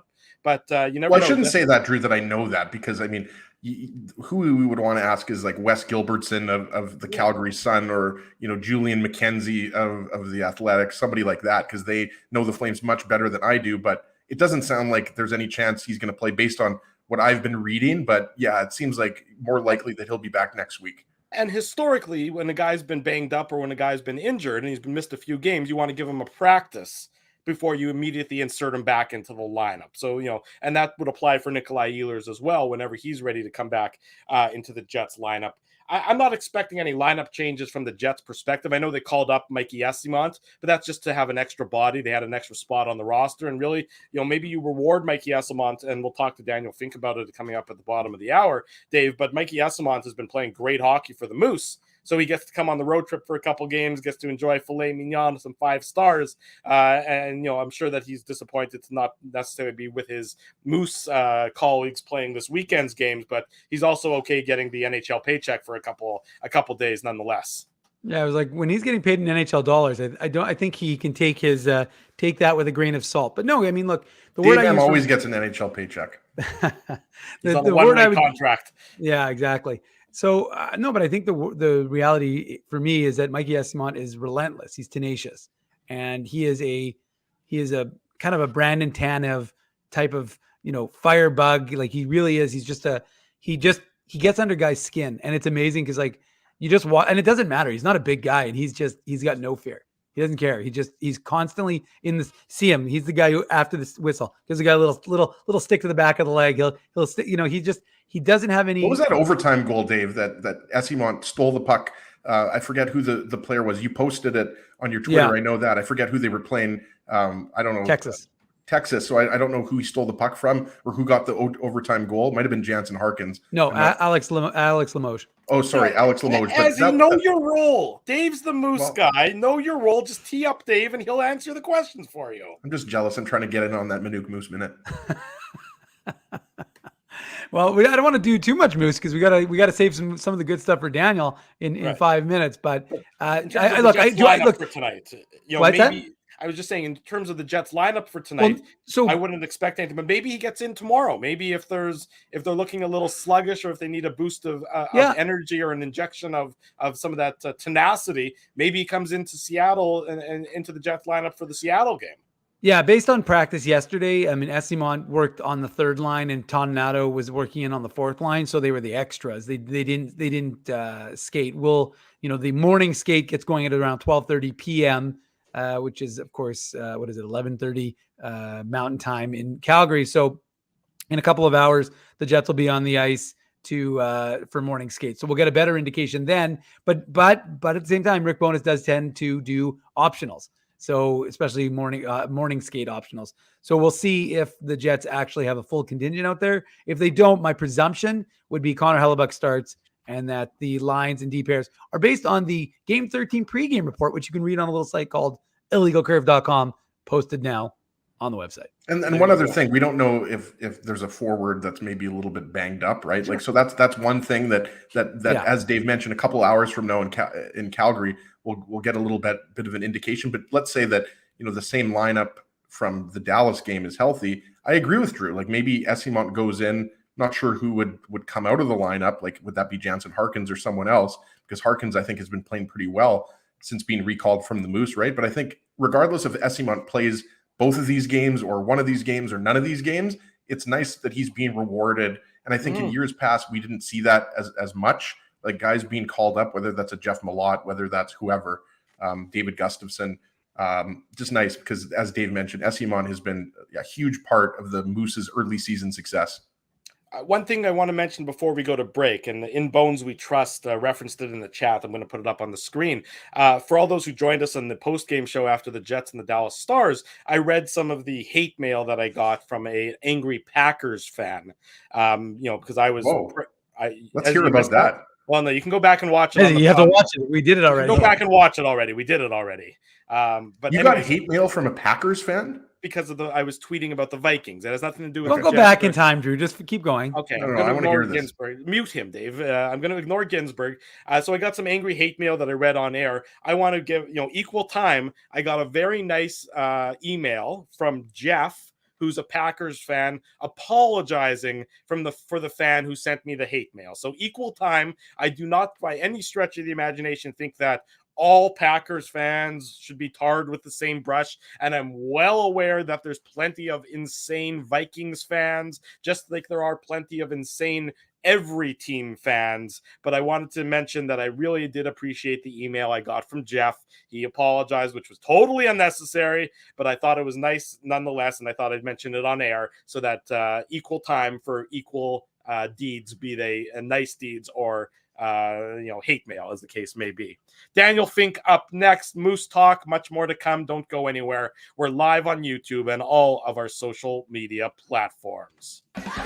Keeping Winnipeg laughing for over 30 years. Rumors, Canada's longest running comedy club, bringing you the biggest laughs from the best comedians on the planet. Jerry Seinfeld, Chris Rock, Jon Stewart, Dennis Miller, Brad Garrett, the greats, and all the up-and-comers too. When was the last time you laughed out loud? Make it a great night out with friends or book your office or birthday party. Even a fundraising event at Rumors. Get all the details and dates on upcoming shows at rumorscomedyclub.com. Hi, Ez. A strange question for you. But why are you lying on the ground being crushed by a piano? Well, Drew, I definitely tried to carry this baby grand piano down the stairs by myself, and somehow I failed miserably. Right. Yeah. Sorry, that was a silly question on my part. My apologies.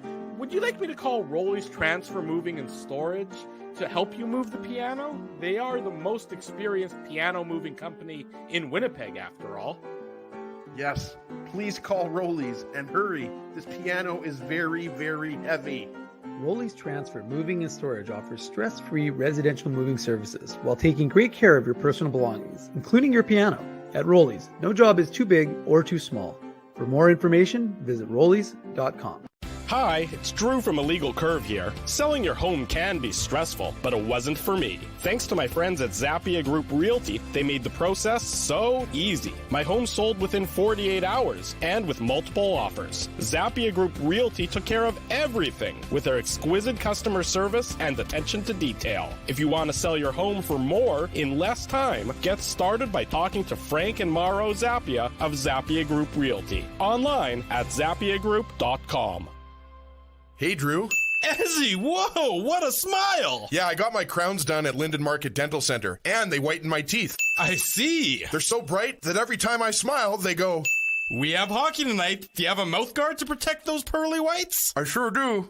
Whoa, they even ting through the mouth guard. Linden Market Dental Center covers all your dental needs from restorative to cosmetic dentistry and will fit you with a sports guard for that active lifestyle. 877 Waverly. See lindenmarketdental.com.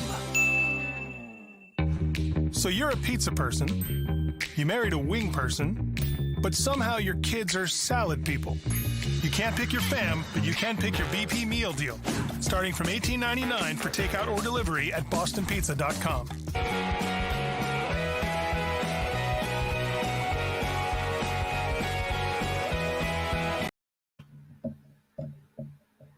Our number 2, welcome back to the Illegal Curve Hockey Show. Drew Mindell, Dave Minuk, Ezra Ginsburg, and the voice of the Manitoba Moose, Daniel Fink, joins us on the program. Finker, how are you? Good morning. Nice to see you. Good morning. Good morning. How are you boys doing? Fine and Really dandy, obviously, on this beautiful, busy Saturday morning. Lots going on. Moose, Jets, so much happening on this Saturday, weekend Saturday here in Winnipeg when it comes to the sports scene. Yeah, it's just busy, and it's kind of fun this weekend. And you get the Calgary Wranglers, the AHL side of the Flames, up against the Moose, the AHL side of the Jets. You get the NHL product here today, and then back at it again for an early puck drop, the Moose and the Wranglers again. So looking forward to a rematch coming up. Dan, did you know that Drew owns 2 pairs of Wrangler jeans? Hey, they're great. They're great jeans. Great with your cowboy boots when you're heading out for Calgary Stampede and need to shine up that belt buckle and get going. That's true. I wear my shit kickers. What's wrong with Wranglers, Ezzy? No problem with Wranglers. I wasn't poking fun. I just wanted to know if you knew that, because I knew that. He owns 1 pair of blue Wranglers, 1 pair of black Wranglers. I just don't know if a lot of other people knew that. So I'm not making fun. Great pair of jeans. Great denim. Hey, look, I gotta look the part when I jump into my F-150 and head out to Silverado's for a night out on the town. I don't know what you guys are. I don't know if Dan would have heard of Silverado's. That's going way back to the early 2000s. But I think I do actually own 1 pair of Wranglers, and funny enough, it was for a while there was the king of like this goes back to last appearance, king of last second Halloween costumes. And, I got nothing. All my buddies decide we're going out one night. I'm in Moose Jaw doing a Pats game and rip back in, hit up Walmart, get some black Wranglers, throw in a black dress shirt, grab a rock band guitar, and you got Johnny Cash. Nice. I'm going to file that away in the back of my mind for future Halloween emergencies. But I appreciate that. Finker, last night the Wranglers, speaking of them, 3-2 victors over the Manitoba Moose in the first of the 2-game weekend set. Moose, I think they fell behind early, and then they tried to stage a late game comeback, but couldn't quite pull it off. What were your sort of main observations in last night's contest? Yeah, I mean, the Moose have kind of fallen into this cycle with these 2-game sets with a week kind of in between, and that first game just hasn't really been up to the standard that they want to hit. I mean, you look at a few weeks ago against Iowa, 4-1 loss and a 4-1 loss to Texas, that the team felt they played pretty flat in, and I think that was kind of the assessment again yesterday, that they just weren't up to the execution that they need to be at to be successful. I think there's an opportunity to pick up some points against this Calgary team, and it's a very young team. You got 2 of the youngest teams in the American Hockey League going head-to-head this weekend. So not sure the Moose were too happy. I mean, first few shifts, I think they got off to a pretty good start, and then all of a sudden they take a penalty. That third-ranked power play of the Wranglers gets the job done on a bit of a miscue by the penalty kill, and all of a sudden you're chasing the game again. So the Moose have allowed, I believe it's the first goal of the game in 5 of their last 6 outings, and that's tough to always be playing from behind. That They've been able to get some wins in some of those situations, but when you're chasing the game, it's just a lot of effort and allows Calgary to just jam up the middle of the ice, which yesterday we saw they do extremely well. Dan, we have to ask you about Oskari Salmon, and then we could easily, ask you about both goaltenders, because I was at the game a couple weekends ago, and Arvid Holm was just fantastic against the Iowa Wild. That was the game on the Halloween game. Thank you for all of the candy, by the way. My kids, I think, ate a combined thank you to the Moose. It wasn't you personally because you were in the broadcast booth, Dan, but it was thank you to the exactly. My kids were up until like 9:30 at night. They each had, I was going to say, like 30 mini Kit Kat bars, but it was just a fantastic afternoon at Canada Life Center, and as usual, the Moose staff was unbelievable. My kids were stalking Mickey Moose for I think half of the game, but Salminen, I mean, a lot of people didn't really know much about him. I remember when the Jets/Moose acquired him, you could see that he had excellent stats in Finland. He's a young goalie, but just what are your overall thoughts on Salminen? Obviously he hasn't been perfect, but some nights, I mean, he's looking like one of the top goalies in the AHL. Yeah, I mean, I think for both goalies, consistency is coming along, and that's kind of what you're going to deal with some young netminders. Is it's not necessarily going to be there every night. I think if you asked Oskari last night, you probably want one or two of those goals back. So the real hallmark for Oskari Salminen is that rebound control, and he's so calm in between the pipes. So when he is on, it makes it real tough for anybody to get anything done against him because he's not giving up much in the way of rebounds. There's no second chance opportunities, and if there is a rebound, it's usually going into the corner into a tough space to get to. So he's been a real calming factor for the Moose at times. And that's what you need every once in a while, especially when you have a very young team. So it's been a lot of fun to see him kind of get into his first few games in the American Hockey League and really get rolling. So it's, the Moose pretty well set up in net, and it'll be interesting to see if those goaltenders can find that true consistency where you're getting the same out of them every single night. Daniel, the one player who I think is quietly coming along, and he's not doesn't get a lot of fanfare, but is 2019 second rounder Simon Lundmark, the right shot defenseman. I think he is the kind of player who just seems to be growing with more opportunity, and especially with Johnny Kovacevic not there. He obviously, along with Leon Gawanke, are getting more opportunity. But what have you seen from his growth from last year to this year with the Manitoba Moose? I think all those defensemen are kind of going through a bit of an adjustment stage, right? When you don't have a Dylan Sandberg and Johnny Kovacevic on the ice every 3 shifts to take care of the top competition, things like that, everyone else is getting called on to do a little more in the defensive zone. And a guy who that's his game is Simon Lundmark. He's not as flashy as some of the other guys like a Gawanke, Heinola, and Chisholm, but he skates well. He gets to the spots he needs to. He is a big guy, so he's maybe not quite the physical force that, say, a Sandberg or Kovacevic would be, but he certainly can lean into guys. Saw him throw a couple of hip checks last night throughout the contest. So there's a guy that is still learning a lot, still very young defenseman. And you know what? Playing in your own end is one of the toughest things to do in professional hockey. So it's certainly a process for all of these guys to learn, whether it is the guys like Heinola, Chisholm, or Gawanke, or the more defensive specialist in Lundmark. Now, Daniel, do you think he was taking the soccer to heart where he kicked the puck in the Moose end to the forward? I didn't remember who it was. I was like, wow, today is a soccer game, and he's really, we got Valor FC guys are in the house. Simon Lundmark's really taking this to the next level. And, kudos to the crowd. I mean, over 4,000 in attendance last night. It seemed like, from my perspective, a lot of fun, even obviously not in a winning effort, but the crowd was into it. They were loving the scarves, and which actually I've got right here. little Manitoba Moose scarf right here. Yeah, it was pretty cool actually to look out into the stands and just see those scarves all throughout. And it was credit to the marketing group and the ticket guys and stuff like that. They were able to put together a good crowd, and it has been building over the last few games. So starting to get more into hockey weather, fortunately and unfortunately. And so that certainly brings a few more people out to the rink. I think we had some military folks in the house as well. So it was an exciting night. It's too bad that, it was maybe a bit of a sleepy game overall, real defensive effort as both teams kind of locked down the middle of the ice. But when things got a little crazy there at the beginning of the third period, when there was 3 goals and I think 2 minutes, certainly you could feel the buzz in the building. It's too bad the Moose couldn't quite carry that all the way to tying the game from back 3. Daniel Fink, our guest Saturday morning. You're live on the Illegal Curve Hockey Show. The Moose and the Wranglers tomorrow, 12 noon, a rare 12 noon start in downtown Winnipeg. And of course, later on tonight, the Illegal Curve post-game show after the Jets and the Flames, 11:45 p.m., just before midnight, back here on our YouTube channel. Dan, if you were to look at our Twitter notifications, it would say basically Brad Lambert question mark, Brad Lambert question mark, Brad Lambert question mark, Brad Lambert question mark. Now we know that he's been out of the lineup with an illness, and he got back into the lineup yesterday. How did you think he looked in that first game back after fighting off the flu or whatever was ailing him, and then just a matter of getting back up to speed to see him sort of performing at that AHL level again? Yeah, as with anything Brad Lambert related, speed is not an issue.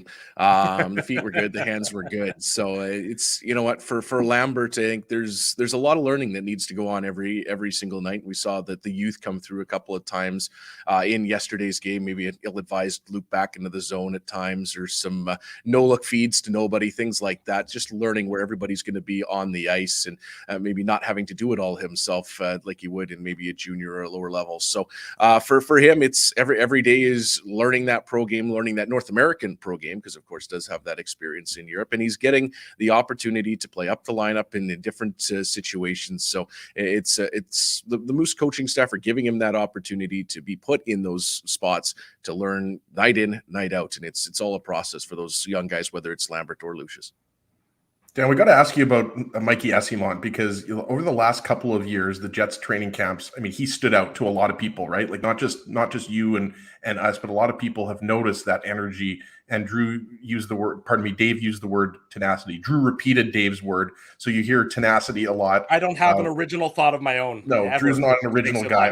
All the creativity comes from that top right corner with Dave M. But I mean, first off, how nice is it for him to get a call up? Whether he ends up playing tonight against Calgary or against Seattle on Sunday night, how nice is that? And also how encouraging, we've talked to you about this with Jansen Harkins, but how encouraging, I mean, you've said this many times before when we've had you on the show, the AHL is a developmental league, and especially if you're a guy that's been in the NHL before, like Jansen Harkins, you want to get back. But just how encouraging is that to other Moose players, teammates, that a guy like Mikey Eyssimont, who was leading the Moose in scoring, gets that call up? And obviously a lot of these guys are going to be cheering for him if he does get into the lineup against the Flames or Kraken.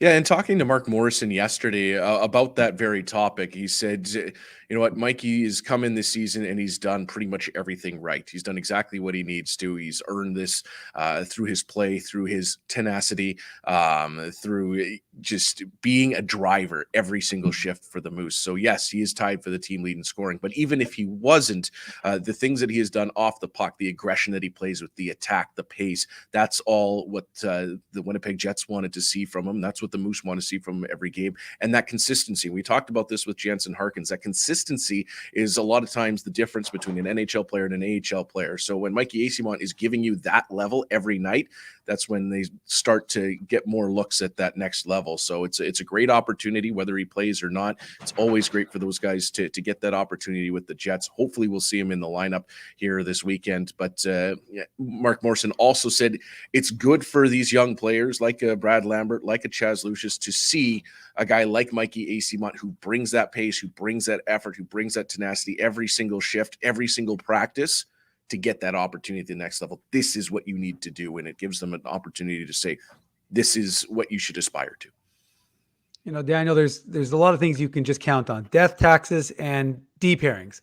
And with the Moose, the Declan Chisholm and Leon Gawanke D pairing has been as consistent as we've seen pretty much since the Moose have come back. Those guys have always been paired. But in-game, Moose head coach Mark Morrison or assistant coach Eric Dubois, they made an adjustment. We saw the D pairings change up. They've now been changed now for a few games where we've seen, Leon and Declan broken up with Ville and Simon and Ashton Sautner, and obviously Dean Stewart getting in with Tyrell Bauer also kind of coming into the lineup. What have you thought? What have been your takeaways from these new D pairings we're seeing with the Moose? I think that talking to Mark Morrison yesterday covered a lot of topics with him, actually. So perfect timing to have me on, I guess.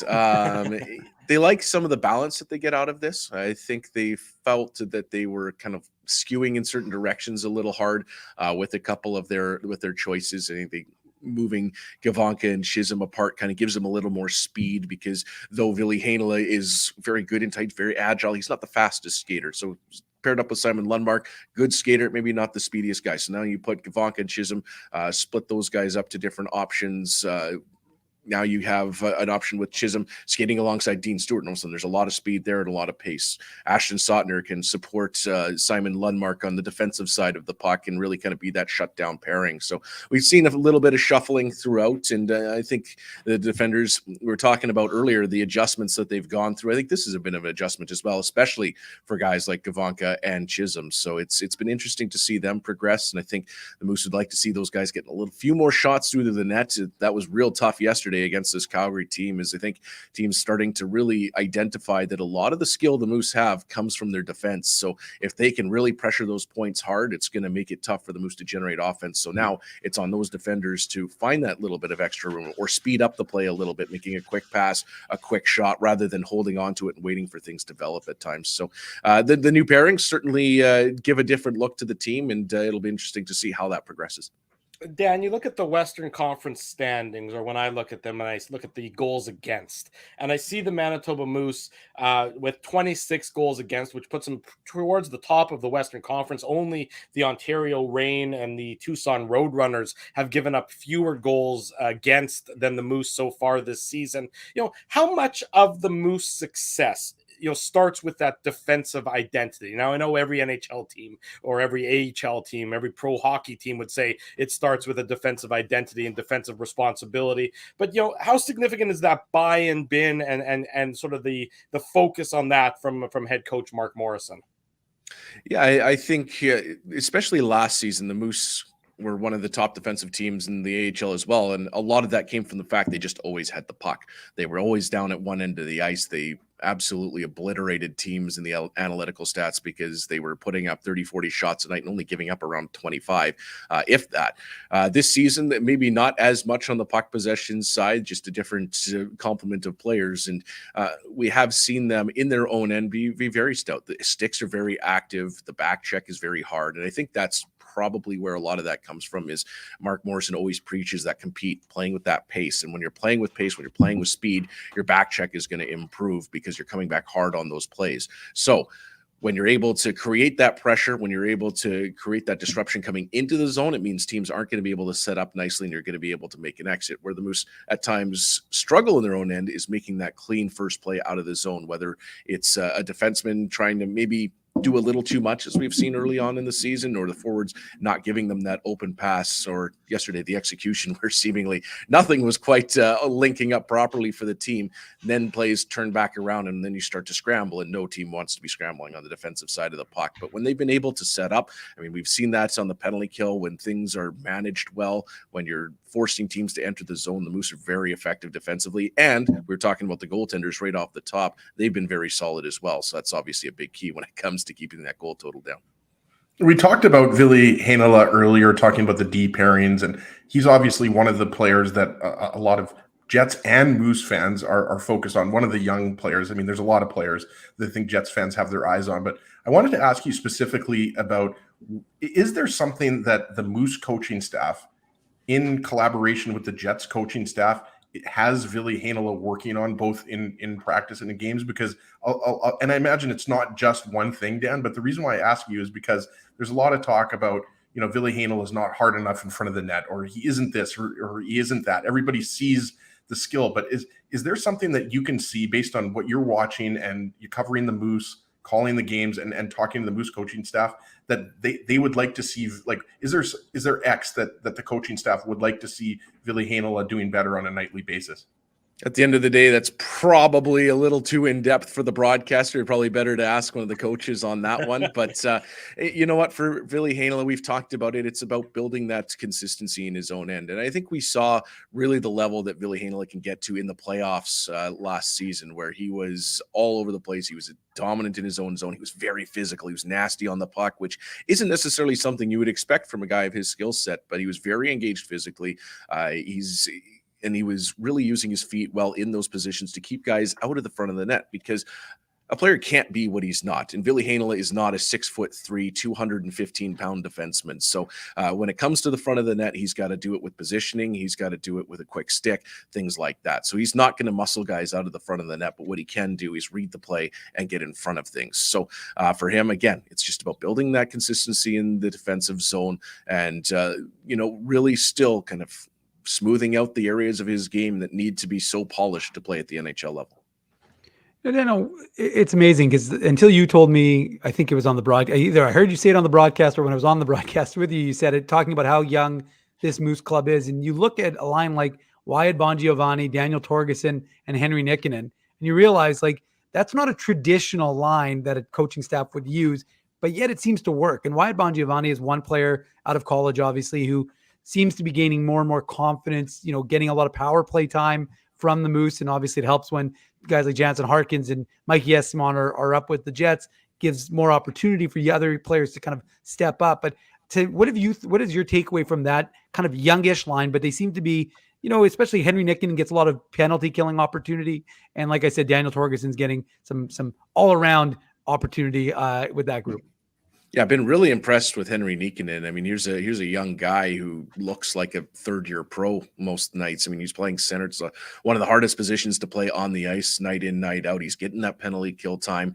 And when you're able to come in and have that nice foundation of playing well in your own zone, of winning face-offs, because we've seen it. I mean, we went through it with Cole Perfetti playing center in the AHL. It took him about half the season to really figure out the draws. And then we saw his face-off percentage increase quickly. Well, Nikkanen's already given himself a really nice start in that regard. So for Wyatt Bongiovanni, obviously a little older than those guys as he's went through the college route, but man, what a wicked shot he has. And that's why he's in that spot on the power play. He's got good wheels and again, plays with good pace. And for all these guys, it's about finding that consistency. We're talking about what Mikey Eyssimont does so well for all these guys and for Daniel Torgerson included in that group. It's finding that level on a nightly basis, because when we were talking about Heinola not being a 6'3", 215-pound player. Well, Daniel Torgerson is that. So when he can get up to full speed, when he's getting in physically on the attack, he's a menace in the offensive zone.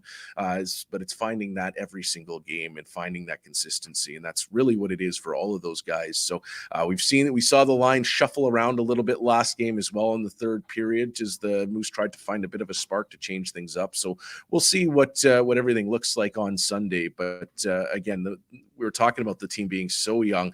Obviously, the two teenagers really bring down that average, maybe almost artificially, because with an 18 and a 19-year-old, it's going to pull that down quickly. But as you just mentioned, the Moose can roll out a full line and a half, 2 lines of rookies at any given moment. So there's certainly a lot of learning that's got to go on in this first half of the season.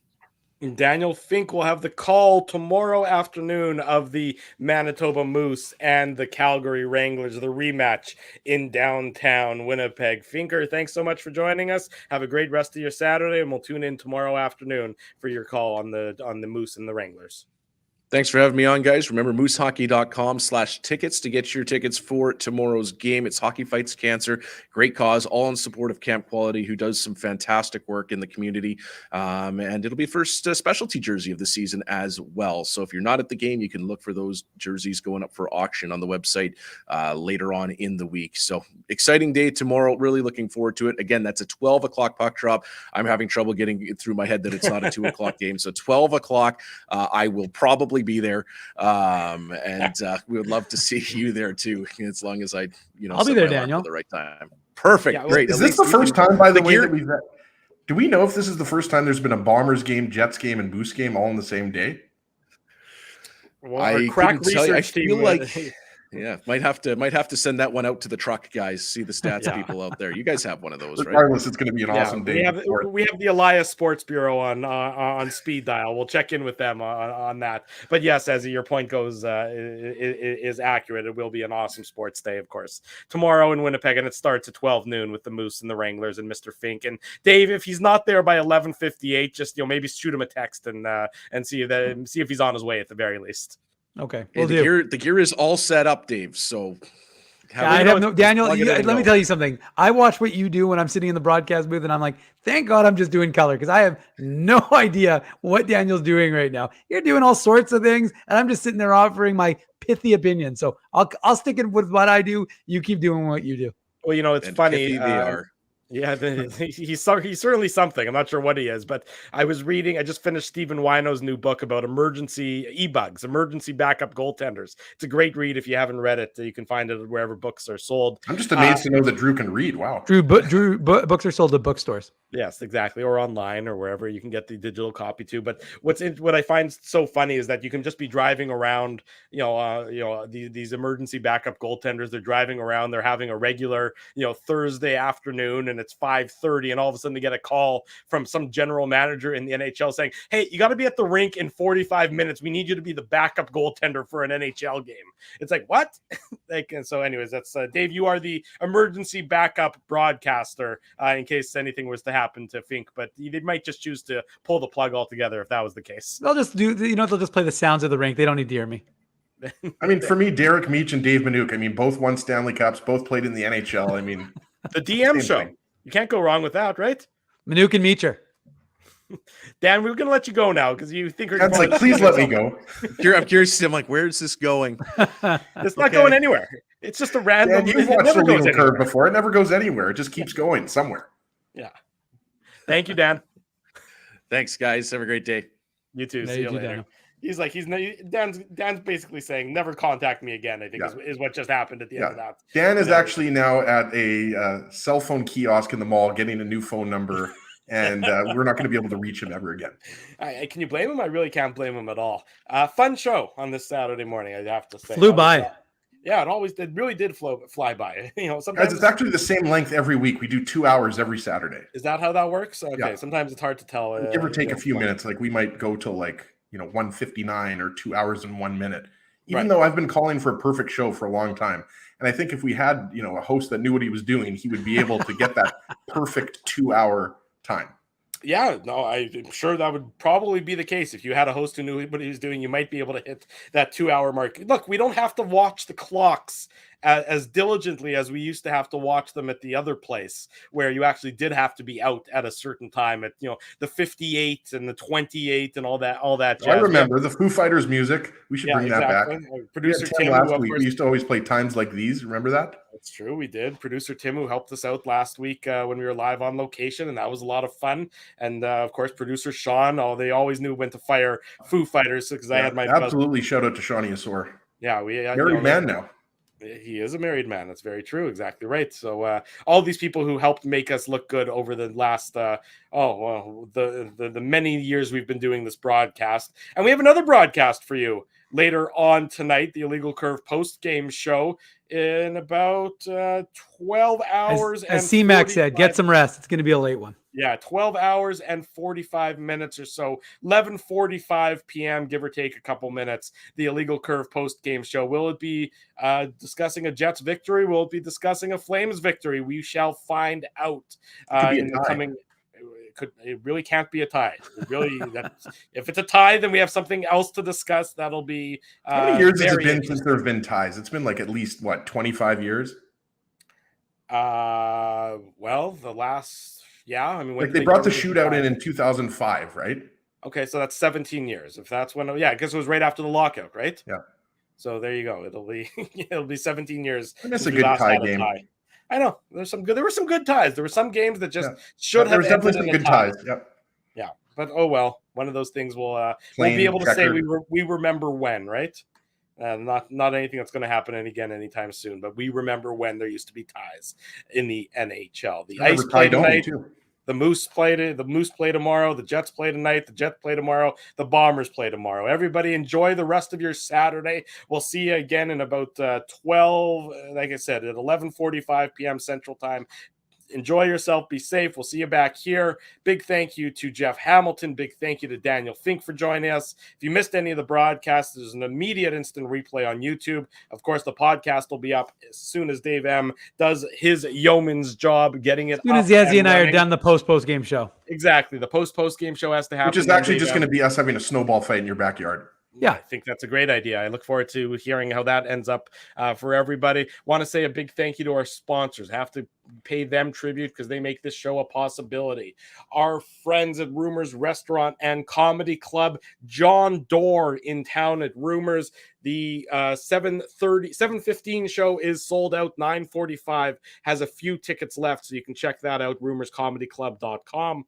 Linden Market Dental Center, Zappia Group Realty, Betway, Tough Duck, Boston Pizza, Seagram's, Rollers Transfer, Grid Park, and The Keg. Support these fine businesses because of their continued support of Illegal Curve Hockey. Remember, we're going to be giving away a jersey again on tonight's post-game show, or some sort of Jets merchandise. I can't say for sure it's going to be a jersey, but whatever comes out of the hat, Drew. By the way, whatever comes out of the hat. Sorry to cut you off here, even though I like to cut you off. Yes. Do you think Frosty Winnipeg writes out all the sponsors, or do you think he copy and pastes them? I'd like to, before we go, I'd just like to maybe get an answer from Frosty Winnipeg. I love, by the way, that he does that every show. As just for the record, I will be dropping off Frosty's winnings from the post-game show, which I was supposed to do this week, but I got busy. So Frosty will be getting that next week. So you can ask him. I can ask Frosty live and in person. My guess is that it's copy and paste. Maybe you should just like videotape that interview, Dave, and then we can air that answer on one of the post-game shows. I could do a reel. I'll do a reel. Do a reel. Yeah, I don't even know what. And a reel for the is record, just to quickly amend. Are we on Mastodon yet? Yeah, how's your Mastodon account going, Drew? Ezzy and I were talking about that earlier, but no, not yet. Apparently, it's good. So, yeah, Mastodon is good. Yeah. So, anyways, just quickly though, for those who are aware of the contest, we've got all the links. You can find the links in the pregame report today on the website and in the notes in the morning papers. But just remember, when you've entered once, you can enter again. You don't have to unfollow and follow. There's always going to be daily opportunities to get new points. And of course, with the post-game show, we'll have a new word. What will our word be today? It'll be something Calgary related. So think about that. Although for the record, on Tuesday, which was terrible. I know I'm choosing. Well, for the record, I mean, I guess it could be Alberta related. So maybe I'll pick an Edmonton one. All I'm saying is, for sure going to be Stampede. I in my head, I was like, "Oh, Stampede," but I haven't picked it yet, so there's no point in guessing because it's not yet in effect because I haven't put it into the computer. What about Nakid? No. Anyways, Ezzy, if we end the show in 10 seconds, Drew's going to be the perfect show. So let today be the day. It has to happen naturally. That's how it has to. It has to happen organically when I hit the end broadcast button. It can't just happen. Well, no, you really had a great opportunity. Yeah, an opportunity.